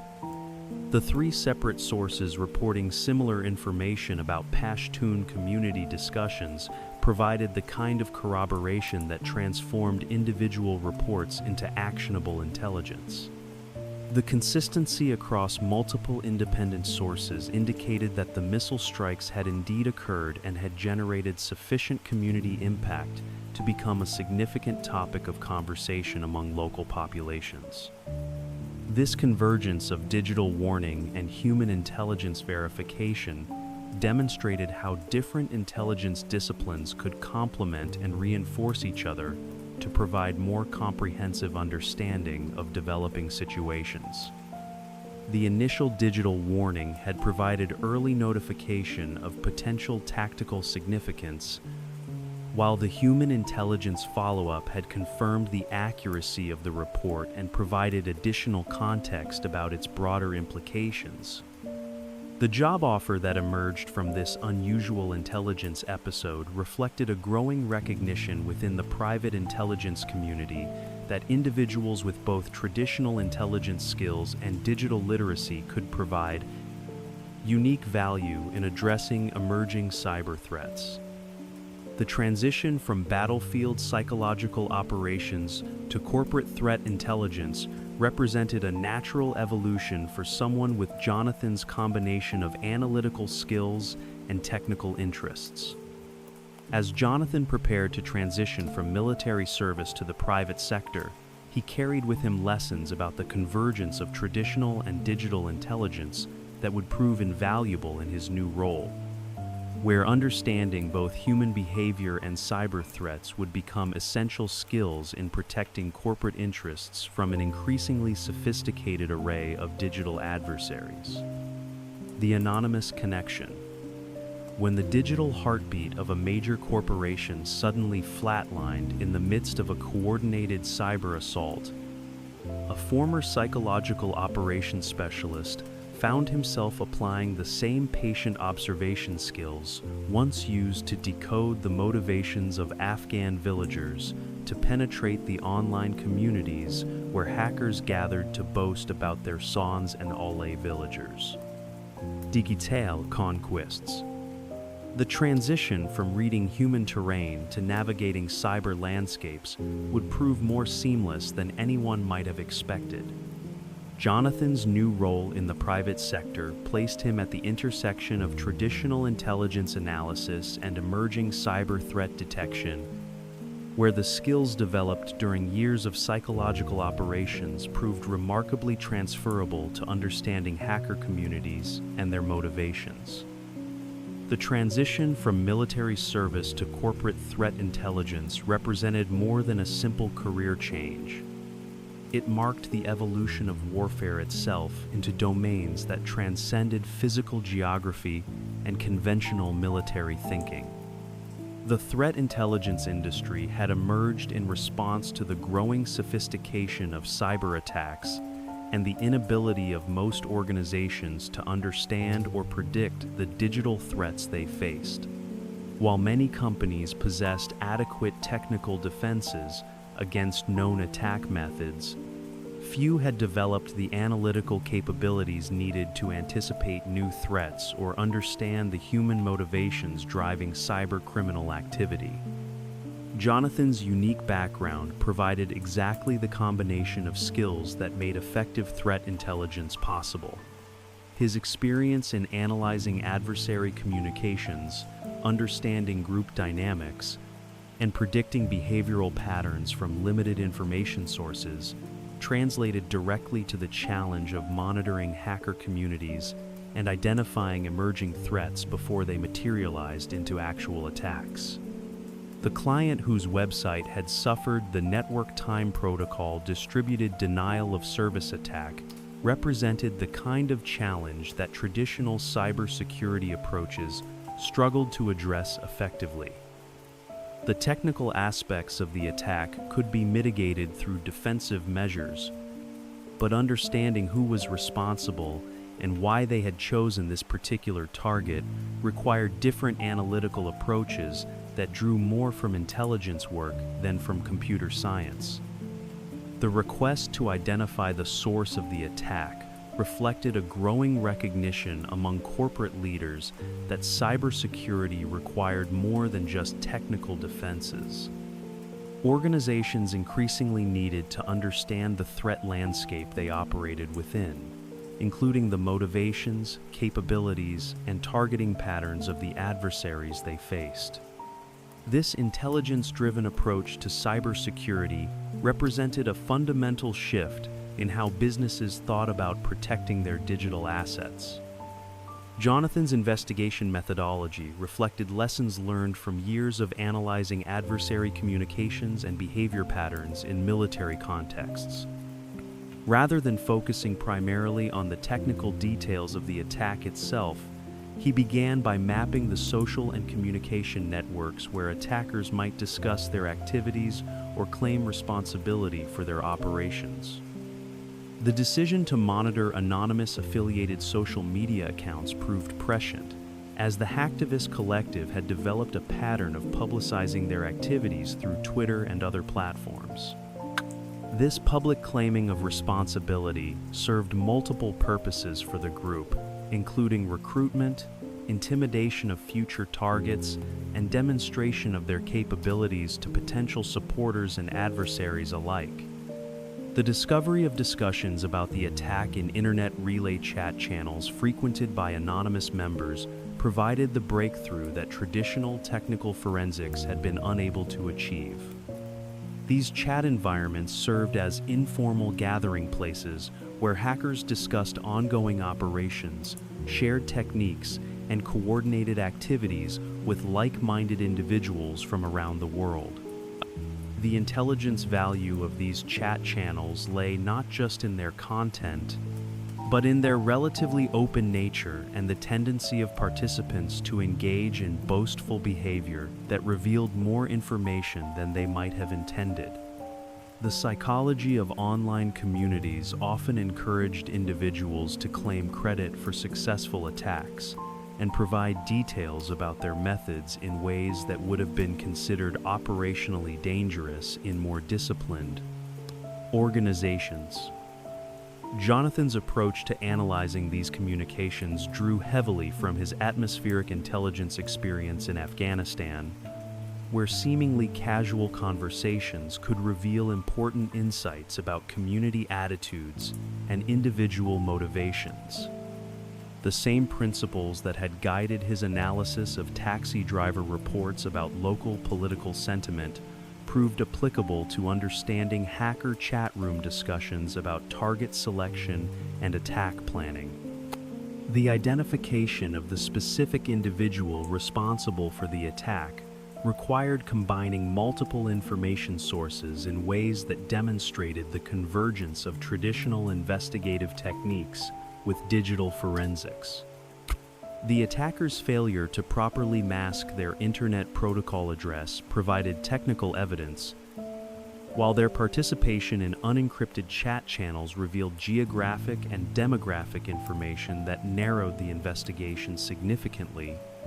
The process of correlating a username, an Internet Protocol address, and a geographic location through Google searches illustrated how modern investigations could leverage the vast amount of personal information that individuals inadvertently made available through their online activities. Social media profiles, forum posts, and other digital footprints created patterns that skilled analysts could use to identify individuals even when they attempted to maintain anonymity. The decision to contact the identified attacker directly represented a calculated risk that reflected Jonathan's understanding of human psychology and motivation. Rather than immediately pursuing legal action or attempting to disable the attack through technical means, he chose to engage the individual in direct conversation based on his assessment that the attacker might be more responsive to personal appeals than to threats or coercion. The phone conversation that followed demonstrated how psychological operations principles could be adapted to cybersecurity contexts.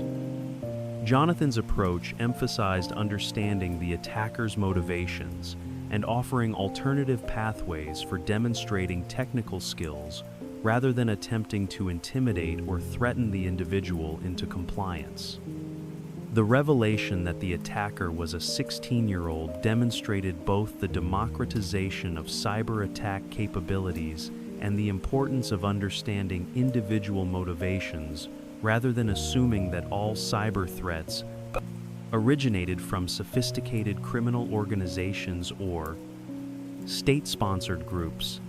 The case illustrated how destructive cyber attacks could be conducted by individuals with limited resources but significant technical skills and time availability.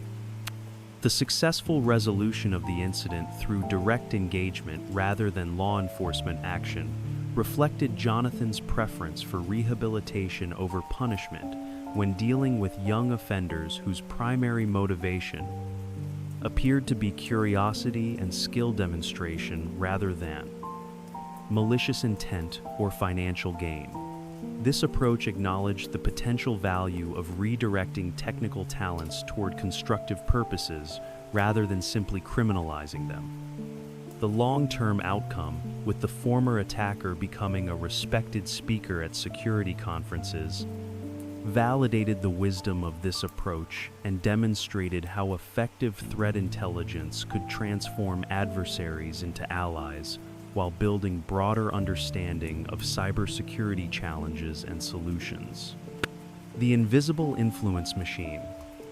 Every morning, As millions of people around the world reach for their phones and begin scrolling through carefully curated feeds of information, they enter a battlefield where their thoughts, désirs, and decisions become the contested territory in an ongoing war for their attention and allegiance. The weapons in this conflict are not bullets or bombs, but jingles that burrow into memory, advertisements that seem to read minds, and algorithms sophisticated enough to predict human behavior with unsettling accuracy. The commercial application of psychological influence techniques represents perhaps the most pervasive form of psychological operations that most people encounter in their daily lives.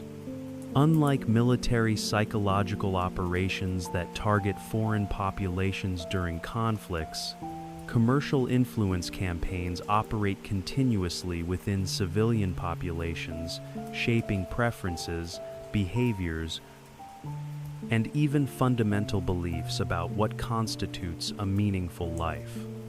The jingles that become permanently embedded in human memory demonstrate the power of repetition and emotional association in creating lasting psychological effects. The McDonald's melody that promises satisfaction, the State Farm jingle that offers security, and the Kit Kat bar rhythm that suggests indulgence all represent millions of dollars invested in psychological research designed to create neural pathways that will influence purchasing decisions for years or even decades. These advertising campaigns employ techniques that would be familiar to any psychological operations specialist, including repetition to ensure message retention, emotional appeals that bypass rational analysis, and social proof mechanisms that suggest widespread acceptance of particular behaviors or products. The sophisticated nature of these campaigns reflects decades of research into human psychology and decision-making processes. The transition from traditional advertising to digital marketing has exponentially increased the sophistication and effectiveness of commercial psychological operations. Online platforms now possess the capability to track individual behavior patterns, monitor personal communications, and analyze purchasing histories to create detailed psychological profiles that can be used to deliver precisely targeted influence campaigns. The data collection capabilities of modern digital platforms extend far beyond simple demographic information to include behavioral patterns, emotional responses, social connections, and even biometric data collected through device sensors. This comprehensive surveillance creates opportunities for influence that previous generations of psychological operations specialists could never have imagined. The concept of behavioral targeting represents a fundamental shift in how influence campaigns are designed and implemented. Rather than creating broad messages intended to appeal to large demographic groups, modern digital platforms can deliver individually customized content designed to exploit specific psychological vulnerabilities and preferences that have been identified through data analysis. The personalization algorithms employed by major technology companies demonstrate machine learning capabilities that can predict individual preferences and behaviors with remarkable accuracy. These systems analyze patterns in browsing history, search queries, social media interactions, and purchasing behavior to create predictive models that can anticipate what content will most effectively capture and maintain individual attention. The attention economy that underlies much of the modern internet operates according to principles that prioritize engagement over accuracy or social benefit. Platforms are designed to maximize the time users spend consuming content, leading to algorithmic systems that favor sensational, controversial, or emotionally provocative material that generates strong responses regardless of its truthfulness or constructive value. The psychological principles underlying social media addiction reflect sophisticated understanding of behavioral psychology and reward systems. Variable ratio reinforcement schedules, where users receive unpredictable rewards in the form of likes, comments, or shares, create psychological dependencies that resemble those associated with gambling and other addictive behaviors. The phenomenon of filter bubbles and echo chambers represents an unintended consequence of personalization algorithms that can have profound effects on how individuals understand the world around them. By presenting users with content that confirms their existing beliefs and preferences, these systems can gradually isolate people from diverse perspectives and create distorted perceptions of reality. The manipulation of social proof mechanisms through fake accounts, artificially inflated engagement metrics, and bot networks demonstrates how digital platforms can be exploited to create false impressions of popular opinion or widespread support for particular ideas or products. These techniques weaponize human tendencies to conform to perceived social norms. The use of psychological profiling for political advertising represents one of the most concerning applications of commercial influence techniques, as it can affect democratic processes and individual political beliefs through the same methods used to sell consumer products. The targeting of political advertisements based on psychological vulnerabilities raises questions about the integrity of democratic decision-making processes. The collection and analysis of emotional data through facial recognition, voice analysis, and behavioral monitoring creates opportunities for influence that operate below the threshold of conscious awareness.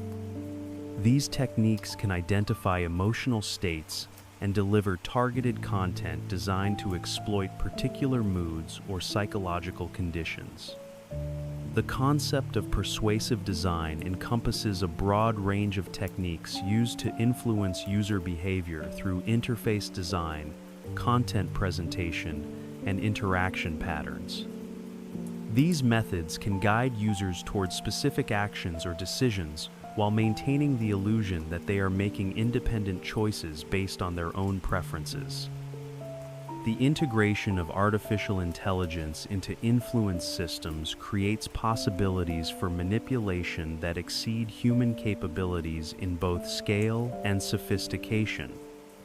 Machine learning algorithms can analyze vast amounts of behavioral data to identify influence strategies that human operators might never discover through traditional analysis methods. The psychological impact of constant exposure to influence campaigns can include increased anxiety, distorted self-perception, and difficulty distinguishing between authentic personal desires and manufactured preferences. The cumulative effect of these influences can shape fundamental aspects of individual identity and life satisfaction in ways that may not serve genuine human interests. The challenge of maintaining authentic personal autonomy in an environment saturated with sophisticated influence techniques requires developing awareness of these systems and their methods.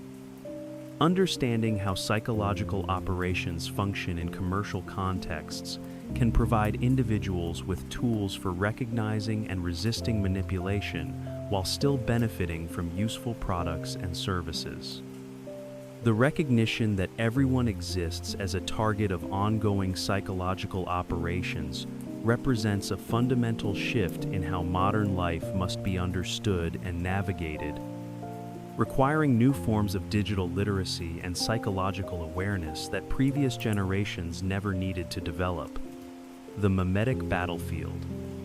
In the vast digital realm, where ideas spread faster than wildfire and images carry the power to topple governments, a new form of warfare has emerged that requires no armies, no weapons, and no physical territory to conquer. Here, in the endless scroll of social media feeds and the viral networks of human attention, Carefully crafted memes serve as precision-guided munitions designed to fracture societies from within by exploiting the very mechanisms that once helped communities share knowledge and build understanding. The concept of memetic warfare represents a fundamental evolution in how influence operations can be conducted in the digital age. Unlike traditional psychological operations that required physical presence, broadcasting equipment, or printed materials to reach target audiences, memetic warfare operates through the organic sharing behaviors that characterize modern social media platforms. The viral nature of digital content means that a single, well-crafted message can reach millions of people through voluntary sharing rather than forced exposure. The Russian interference operations in American democratic processes provided a comprehensive case study in how foreign adversaries could weaponize social media platforms and information ecosystems to achieve strategic objectives without conventional military action. The scope and sophistication of these operations demonstrated that information warfare had evolved far beyond simple propaganda broadcasting to encompass complex, multi-platform campaigns designed to exploit specific vulnerabilities in democratic societies. James Clapper's analysis of Russian activities during the 2016 election cycle revealed how traditional psychological operations principles had been adapted for the digital environment. As Director of National Intelligence, Clapper possessed access to classified intelligence that provided unprecedented insight into the methods, motivations, and effectiveness of foreign influence campaigns targeting American voters and democratic institutions. The historical context that Clapper provided indicated that Russian attempts to influence American elections were not new phenomena, but that technological advances had dramatically increased both the scale and effectiveness of these operations. The combination of sophisticated social media manipulation, strategic timing of information releases, and coordinated disinformation campaigns represented a qualitative leap in foreign interference capabilities. The variety and intensity of techniques employed in the 2016 campaign demonstrated how multiple influence vectors could be coordinated to create cumulative effects that exceeded the impact of any single method. The integration of computer network intrusions, strategic information releases, social media manipulation, and traditional propaganda created a comprehensive information warfare campaign that operated across multiple domains simultaneously. The use of social media trolls and fake news distribution illustrated how authentic-seeming grassroots activity could be manufactured and deployed to shape public opinion. These operations required sophisticated understanding of American political dynamics, cultural tensions, and social media behaviors to create content that would appear genuine while serving foreign strategic objectives.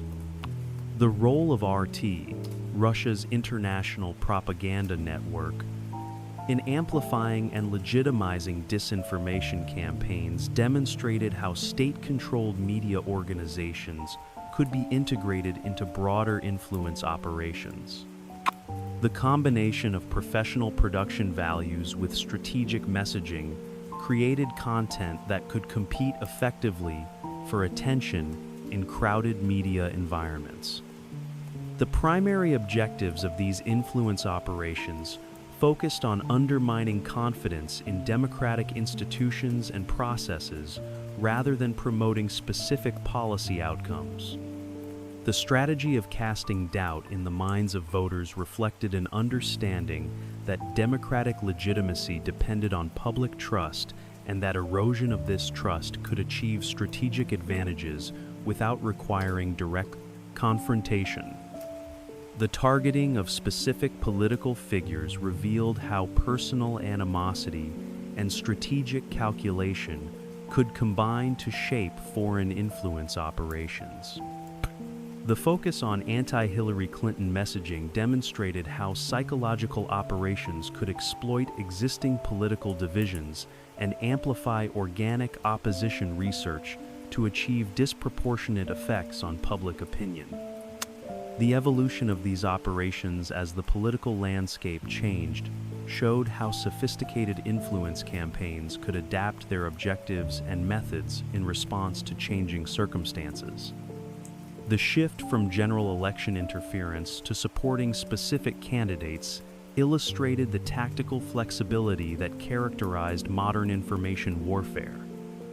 The mimetic warfare techniques employed in these campaigns demonstrated how traditional propaganda methods could be adapted for social media environments.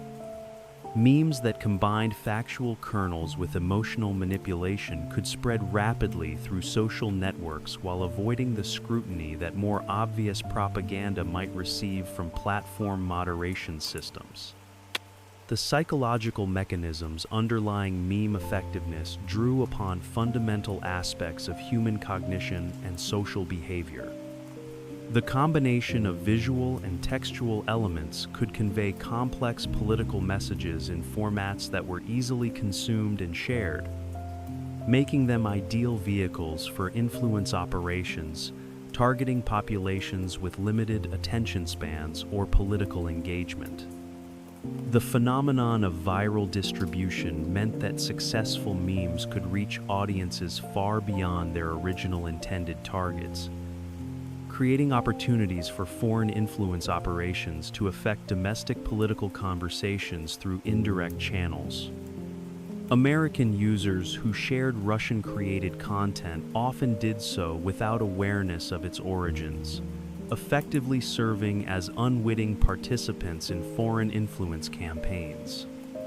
The challenge of distinguishing between authentic grassroots political expression and foreign manufactured content highlighted the vulnerability of open democratic societies to information warfare. The same openness and free expression principles that enabled democratic participation also created opportunities for foreign manipulation that authoritarian societies could exploit without facing similar vulnerabilities in return. The role of algorithmic amplification in spreading divisive content demonstrated how social media platforms' engagement-driven business models could be exploited to achieve influence objectives. Content designed to generate strong emotional responses would naturally receive greater algorithmic promotion, regardless of its accuracy or constructive value. The long-term implications of mimetic warfare extend beyond specific election cycles or political campaigns to encompass fundamental questions about the sustainability of democratic discourse in digital environments where foreign adversaries can participate anonymously and at scale. The algorithm's gaze, somewhere in the vast server farms that hum quietly beneath the surface of our digital lives, an algorithm tracks the movement of your eyes as you scroll through a beach photograph, measuring the microseconds of attention you devote to different figures in the frame, building a psychological profile that may reveal truths about yourself that you have not yet discovered. This invisible observer possesses computational powers that can predict your deepest desires, your unspoken fears, and your future decisions with an accuracy that surpasses your own self-knowledge.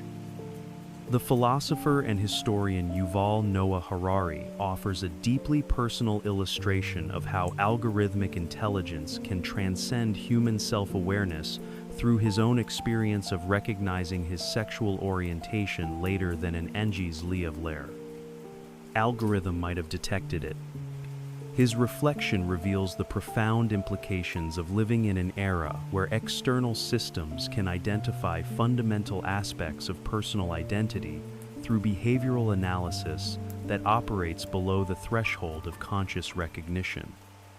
Harari's example of eye movement tracking represents just one dimension of the sophisticated biometric monitoring capabilities that have become integrated into everyday technology. Modern devices can analyze facial expressions, vocal patterns, typing rhythms, walking gaits, and countless other behavioral markers to create comprehensive psychological profiles that capture elements of personality, preference, and predisposition that individuals themselves might not recognize or acknowledge. The commercial applications of this algorithmic insight demonstrate how psychological operations principles have been adapted for marketing purposes with unprecedented precision and effectiveness.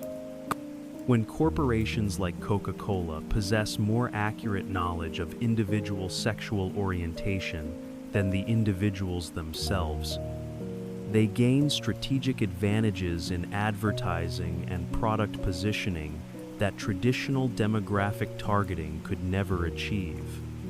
The scenario that Harari describes, where competing companies have differential access to personal psychological intelligence, illustrates how information asymmetries can create market advantages that operate entirely outside consumer awareness. The individual who responds more favorably to advertisements featuring male rather than female models may never consciously recognize this pattern, yet their purchasing decisions reflect the algorithmic insights that informed the advertising strategy. The broader implications of this phenomenon extend far beyond commercial marketing to encompass fundamental questions about human autonomy and authentic choice in an environment where external systems possess superior knowledge of individual psychology. The concept of free will becomes complicated when algorithms can predict and influence decisions through mechanisms that bypass conscious deliberation and rational analysis. The data collection capabilities that enable this level of psychological insight operate through the routine digital activities that have become integral to modern life. Web browsing patterns, search query histories, social media interactions, location tracking, purchase records, and communication metadata all contribute to algorithmic models that can infer personality traits, political preferences, relationship status, financial circumstances, and health conditions with remarkable accuracy. The platforms that collect this information have developed machine learning systems capable of processing vast amounts of behavioral data to identify patterns that human analysts could never detect through conventional research methods. These systems can correlate seemingly unrelated activities to predict future behaviors, identify psychological vulnerabilities, and optimize influence strategies for individual users. The personalization algorithms employed by streaming services like Netflix and Spotify demonstrate how predictive modeling can anticipate individual preferences and guide content consumption in ways that feel helpful while serving commercial objectives. The recommendation systems that suggest movies, music, products, and even potential romantic partners operate through psychological profiling that shapes daily experiences and long-term life choices. The integration of artificial intelligence into these systems has created feedback loops where algorithmic recommendations influence human behavior, which in turn generates new data that refines the algorithm's understanding of individual psychology. This iterative process creates increasingly sophisticated models of human behavior that can anticipate and guide decision-making across multiple domains of life. The psychological manipulation enabled by these systems operates through the same behavioral mechanisms that psychological operations specialists have studied for decades.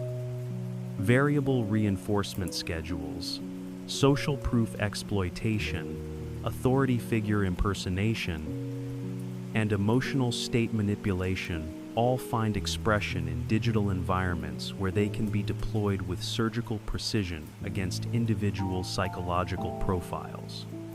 The historical perspective provided by Edward Bernays reveals how the current algorithmic influence environment represents the culmination of nearly a century of research into mass persuasion and behavioral manipulation.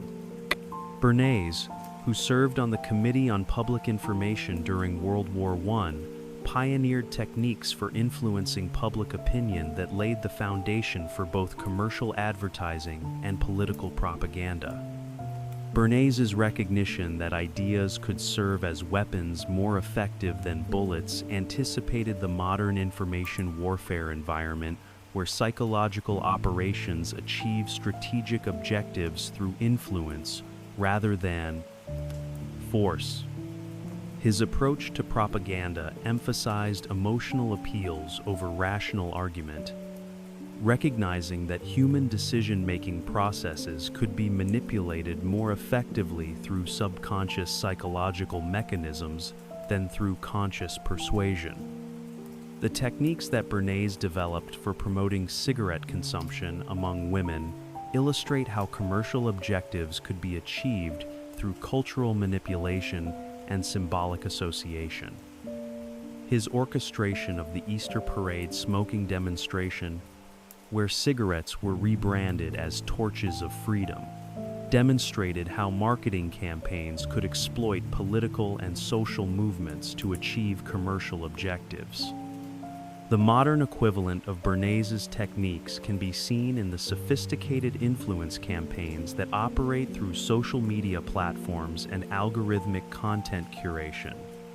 The same psychological principles that enabled Bernays to change social norms around women smoking now operate through digital systems that can target individuals with customized influence campaigns based on their specific PAND-ADU, psychological profiles and behavioral patterns. The concept of authentic personal desire becomes increasingly problematic in an environment where external systems continuously shape individual preferences through sophisticated psychological manipulation. The advice to follow your heart assumes that personal desires emerge from genuine self-reflection rather than from algorithmic influence systems designed to serve commercial and political objectives. The recognition that hearts and minds can be hacked through systematic psychological manipulation represents a fundamental challenge to traditional concepts of personal autonomy and authentic choice. The cumulative effect of constant exposure to targeted influence campaigns may reshape individual identity and life aspirations in ways that serve external interests rather than genuine personal fulfillment. As individuals navigate this landscape of invisible psychological influence, developing awareness of these systems and their methods becomes essential for maintaining some degree of authentic personal agency in an environment designed to exploit human psychological vulnerabilities for commercial and political gain. The falling statue in Firdaus Square, Baghdad, on a sun-scorched April afternoon in 2003, the world's television cameras captured a moment that would be replayed countless times across every major news network. An image so powerful, it seemed to encapsulate the entire meaning of a war in a single frame. Yet behind the toppling bronze figure of Saddam Hussein, psychological operations specialists worked with quiet precision to orchestrate a symbolic moment that would speak louder than any words, demonstrating how carefully crafted images could shape global understanding of complex political realities. The scene that unfolded in Firdaus Square represented far more than a spontaneous expression of Iraqi liberation from authoritarian rule. The presence of psychological operations teams at this pivotal moment reflected the sophisticated planning that went into creating symbolic narratives capable of communicating complex political messages to multiple audiences simultaneously.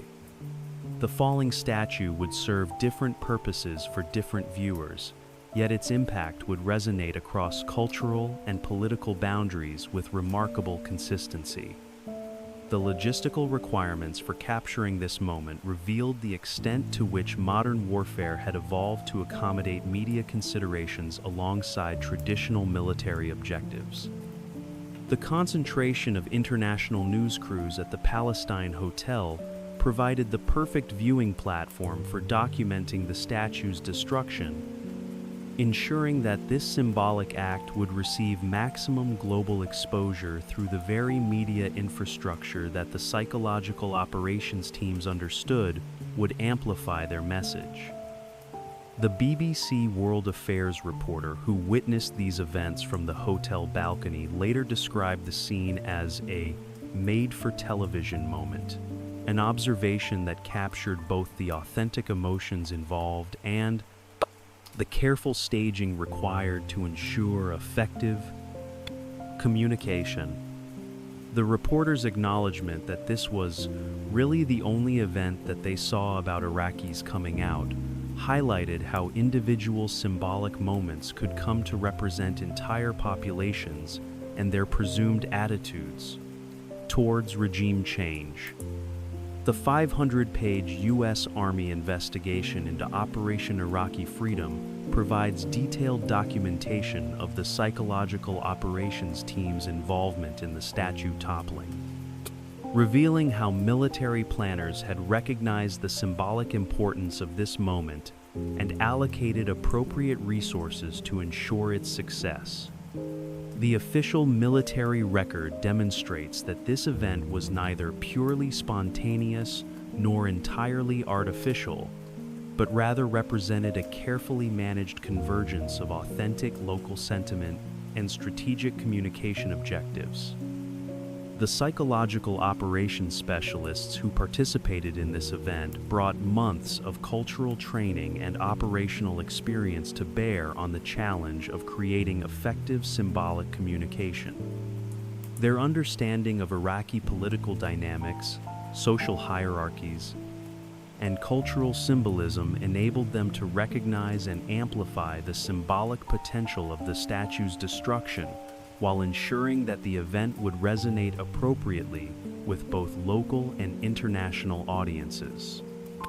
The demographic composition of the crowd that gathered around the statue reflected the complex social dynamics that characterized Iraq during this transitional period. The military's observation that media personnel comprised roughly half of those present illustrated how the boundary between news coverage and historical events had become increasingly blurred in an era where global communications could instantly transmit images around the world. The local Iraqis who had begun attacking the statue with sledgehammers before the psychological operations team arrived demonstrated genuine antipathy toward the regime that the monument represented. This authentic local sentiment provided the foundation upon which the PSYOP specialists could build their more sophisticated symbolic narrative, ensuring that their efforts enhanced rather than manufactured the emotional content of the moment. The deployment of loudspeaker systems during the statue toppling served multiple practical and symbolic functions that extended beyond simple crowd control. The psychological operations team used these systems to coordinate the crowd's activities, provide instructions for safety purposes, and create an atmosphere of organized celebration that would translate effectively to television audiences witnessing the event through news broadcasts. The decision to raise an Iraqi flag on the statue before its destruction demonstrated sophisticated understanding of symbolic communication and cultural sensitivity. This gesture acknowledged Iraqi sovereignty and national identity, while avoiding imagery that might suggest American conquest or occupation rather than liberation. The flag's presence ensured that the statue's destruction would be interpreted as an Iraqi act rather than an American imposition. The involvement of local children in the statue's destruction added powerful emotional dimensions to the symbolic narrative being constructed. Children climbing on the mechanical equipment used to topple the monument created images of innocence triumphing over oppression, hope replacing fear, and new generations embracing freedom from authoritarian control.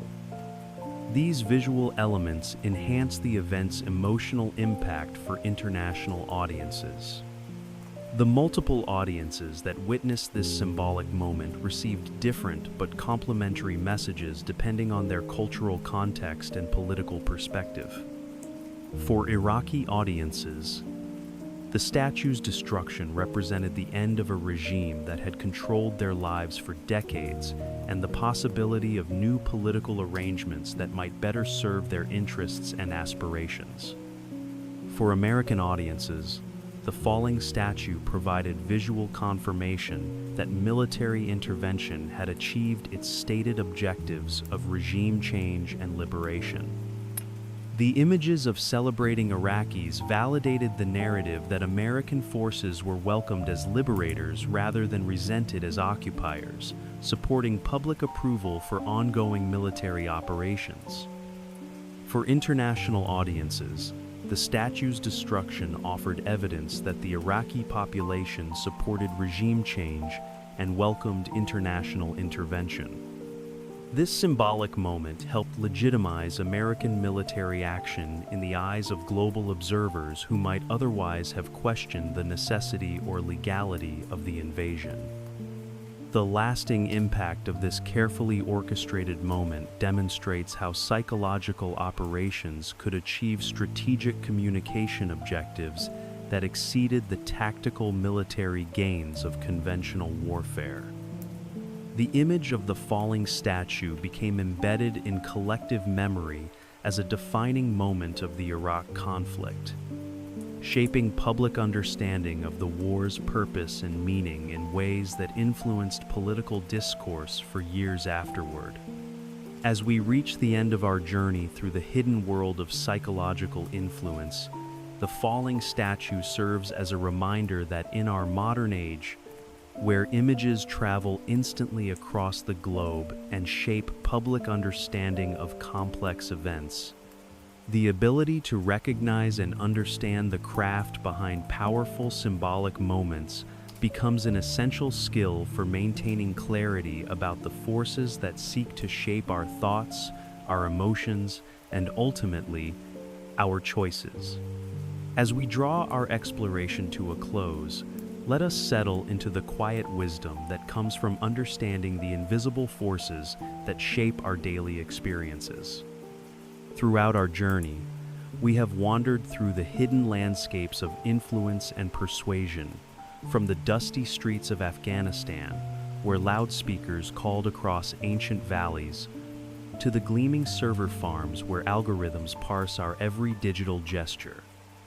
Now, in this moment of reflection, we can begin to weave together the threads of understanding that will serve as gentle guardians of our awareness. The story we have shared reveals a fundamental truth about human existence in the modern world. We are all participants in an ongoing conversation about influence, whether we recognize it or not. Every advertisement that catches our eye, every news headline that stirs our emotions, every social media post that compels us to share or respond, represents a moment where external forces seek to shape our internal landscape. This is not inherently malicious or beneficial. It simply is the nature of communication itself in a world where information travels at the speed of light and reaches audiences measured in billions. Understanding psychological operations, whether conducted by militaries in distant conflicts or corporations in our own communities, provides us with a lens through which we can observe these processes with greater clarity and less reactivity. When we recognize the techniques being employed to capture our attention or guide our decisions, we gain the power to choose our responses rather than simply reacting according to patterns that others have designed for us. The psychological operations specialists we have encountered in our journey operated according to principles that remain remarkably consistent across different contexts and cultures. Whether Jonathan was analyzing enemy propaganda in Baghdad, reading the atmospheric mood of Afghan villages, or tracking cybercriminals through digital networks, his success depended on patient observation, cultural understanding, and the recognition that human behavior follows patterns that can be understood and, when necessary, influenced. These same principles apply to our daily navigation of influence attempts in civilian life. The advertisements that seem to know exactly what we want, the news stories that provoke strong emotional reactions, the social media algorithms that present us with content designed to keep us scrolling, all of these employ variations of the same psychological mechanisms that military specialists study and apply in their professional work. The recognition that we live within multiple layers of influence operations simultaneously should not inspire paranoia or cynicism, but rather a kind of gentle vigilance that allows us to participate consciously in our own decision-making processes. When we understand how emotional appeals work, we can appreciate their effectiveness while maintaining space for rational evaluation.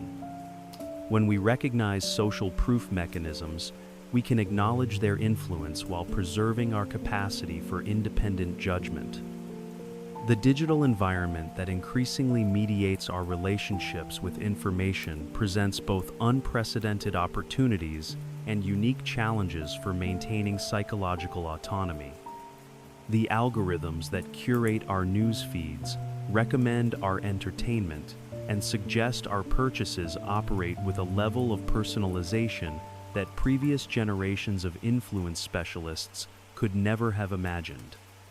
Yet the fundamental human needs for connection, meaning, and authentic choice remain unchanged.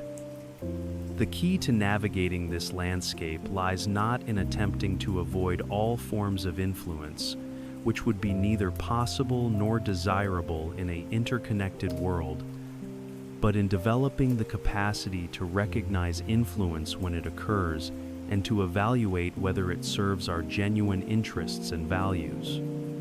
This requires cultivating what we might call informed consent in our relationship with the messages that surround us. Consider the simple act of watching a commercial. When we understand that the cheerful music, the attractive visuals, and the carefully chosen words are all designed to create positive associations with a particular product, we can appreciate the craft involved while maintaining perspective about the commercial relationship being offered. We can enjoy the entertainment value of creative advertising while preserving our ability to make purchasing decisions based on our actual needs and preferences. The same principle applies to more complex forms of influence, such as political messaging or news coverage. When we recognize the techniques being used to frame particular issues or guide our emotional responses, we can engage with the content more thoughtfully while remaining open to legitimate information and genuine persuasion based on facts and reasoned argument. The mimetic warfare that characterizes much of contemporary social media presents particular challenges because it operates through the voluntary sharing behaviors of ordinary users who may not realize they are participating in influence campaigns. The viral nature of digital content means that we may inadvertently amplify messages that serve purposes we do not support or understand. Developing awareness of how memes and viral content function as vehicles for influence can help us make more conscious choices about what we share and how we engage with trending topics. The personal relationships we maintain also exist within this broader context of influence and persuasion. The people we love and trust naturally influence our thoughts and decisions, and we influence theirs in return. Understanding the psychological mechanisms involved in these processes can help us communicate more effectively while respecting each other's autonomy and capacity for independent judgment. We can learn to distinguish between healthy influence that emerges from care and respect and manipulative influence that seeks to exploit or control. The workplace represents another domain where understanding influence dynamics can enhance both personal effectiveness and ethical decision-making.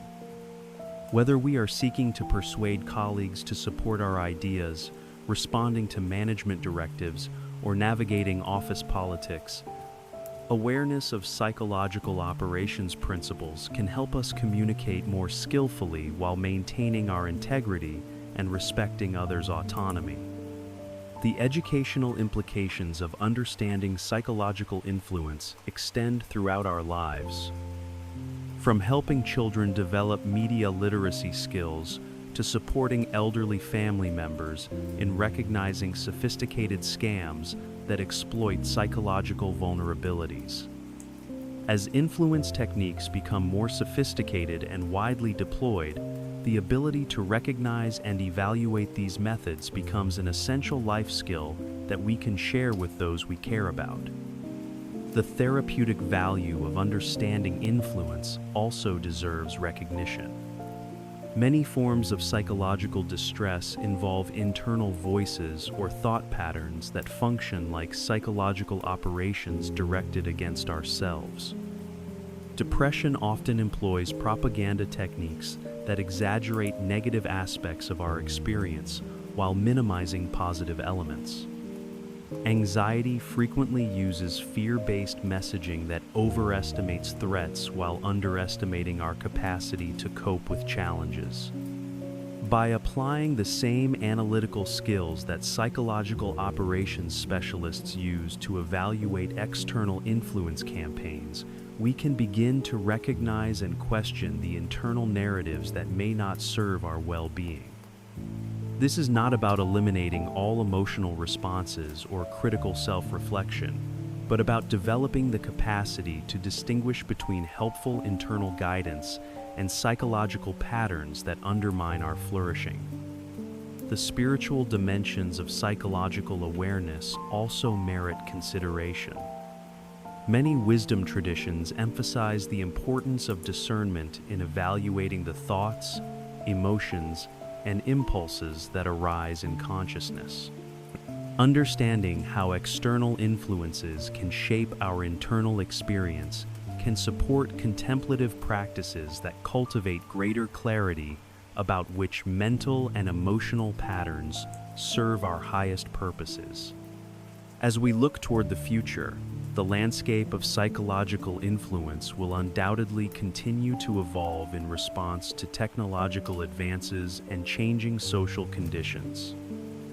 Virtual reality environments may soon provide opportunities for influence that engage multiple senses simultaneously. Artificial intelligence systems may develop persuasive capabilities that exceed human ability to recognize or resist. Brain-computer interfaces may eventually enable direct neural influence that bypasses conscious awareness entirely. Rather than feeling overwhelmed by these possibilities, we can approach them with the same principles of awareness and discernment that serve us well in current environments. The fundamental human capacity for conscious choice, ethical reflection, and authentic connection will remain our greatest resources for navigating whatever forms of influence technology may enable. The community aspects of psychological awareness also deserve emphasis.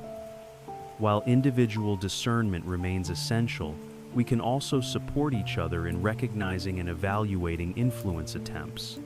Families can develop practices for discussing advertising messages and media content.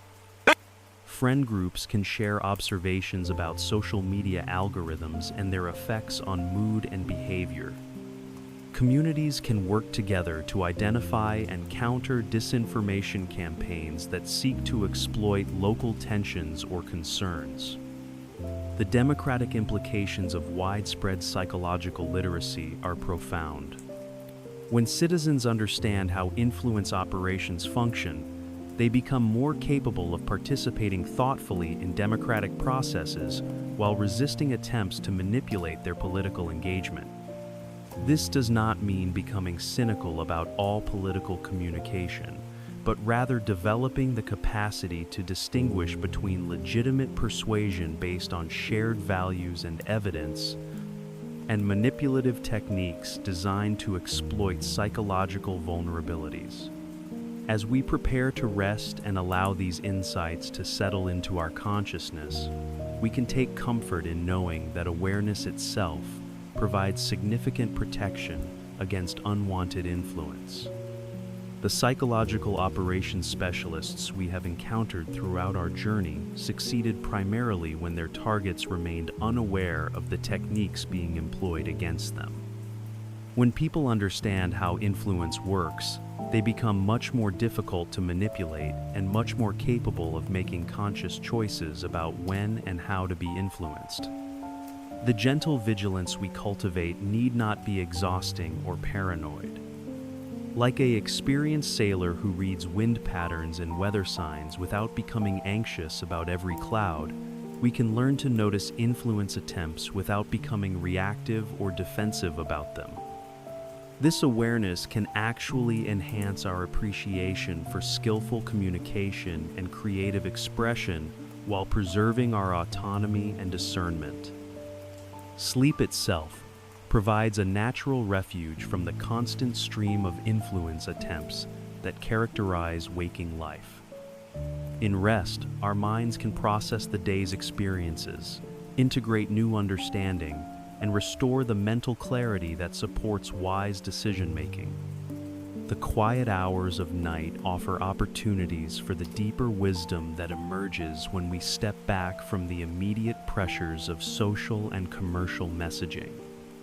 As you prepare for rest, you might consider carrying with you a simple question that can serve as a gentle tool for navigating influence in daily life.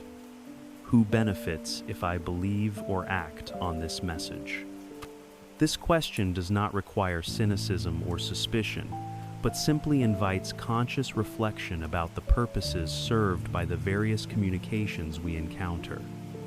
Sometimes, the answer will reveal genuine alignment between the message sender's interests and our own. Other times, it may illuminate attempts at manipulation that do not serve our well-being.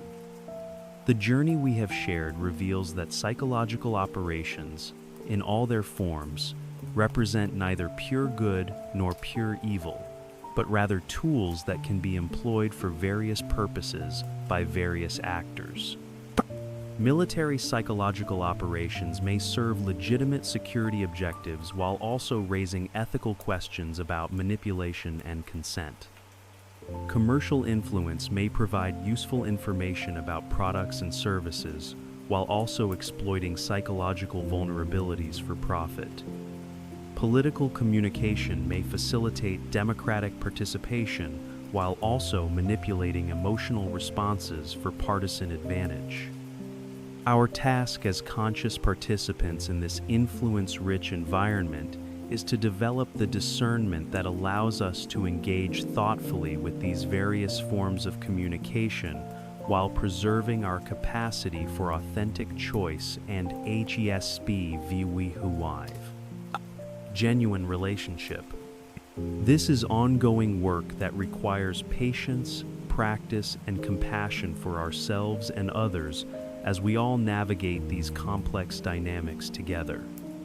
The wisdom traditions of many cultures have long recognized that the human mind can be influenced by external forces and have developed practices for cultivating the inner stability and clarity that supports wise action in challenging circumstances.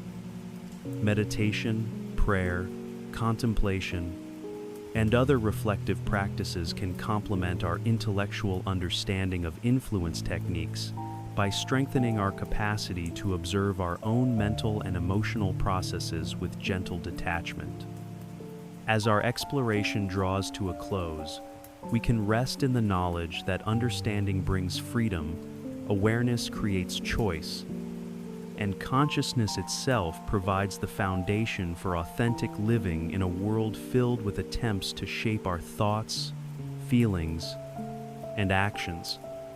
The psychological operations that surround us need not control us when we approach them with clarity, wisdom, and the deep trust in our own capacity for discernment that comes from understanding how influence actually works.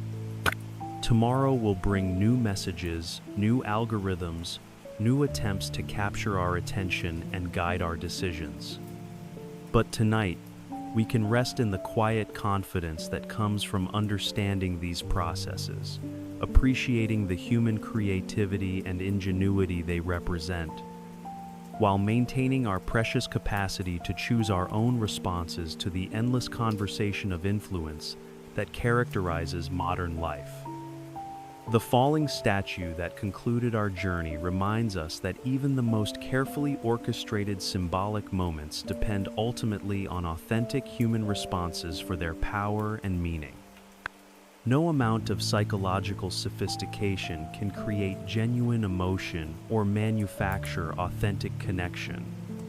The deepest influence we experience comes not from external manipulation, but from our relationships with people and purposes that truly matter to us. In this understanding, we find both humility and empowerment. Humility in recognizing how much our thoughts and feelings are shaped by forces beyond our complete control. Empowerment in knowing that conscious awareness of these processes gives us the capacity to participate more skillfully in our own development and to contribute more thoughtfully to the communities and causes we care about. Sleep well, knowing that your awareness is your protection, your discernment is your freedom, and your capacity for conscious choice remains intact, regardless of how sophisticated the influence attempts around you may become. Tomorrow you will navigate the world with greater clarity, deeper understanding, and the quiet confidence that comes from seeing clearly the invisible forces that seek to shape our shared human experience. If this journey through the hidden world of psychological influence has provided you with insights that enhance your daily life, consider sharing these discoveries with others who might benefit from greater awareness of how influence operates in our modern world. Understanding spreads like gentle light, illuminating paths to greater freedom and authentic choice for all who encounter it. Subscribe to continue exploring the fascinating intersection between human psychology and the forces that shape our collective experience. And remember that in awareness lies the foundation of genuine autonomy in an influence-rich world.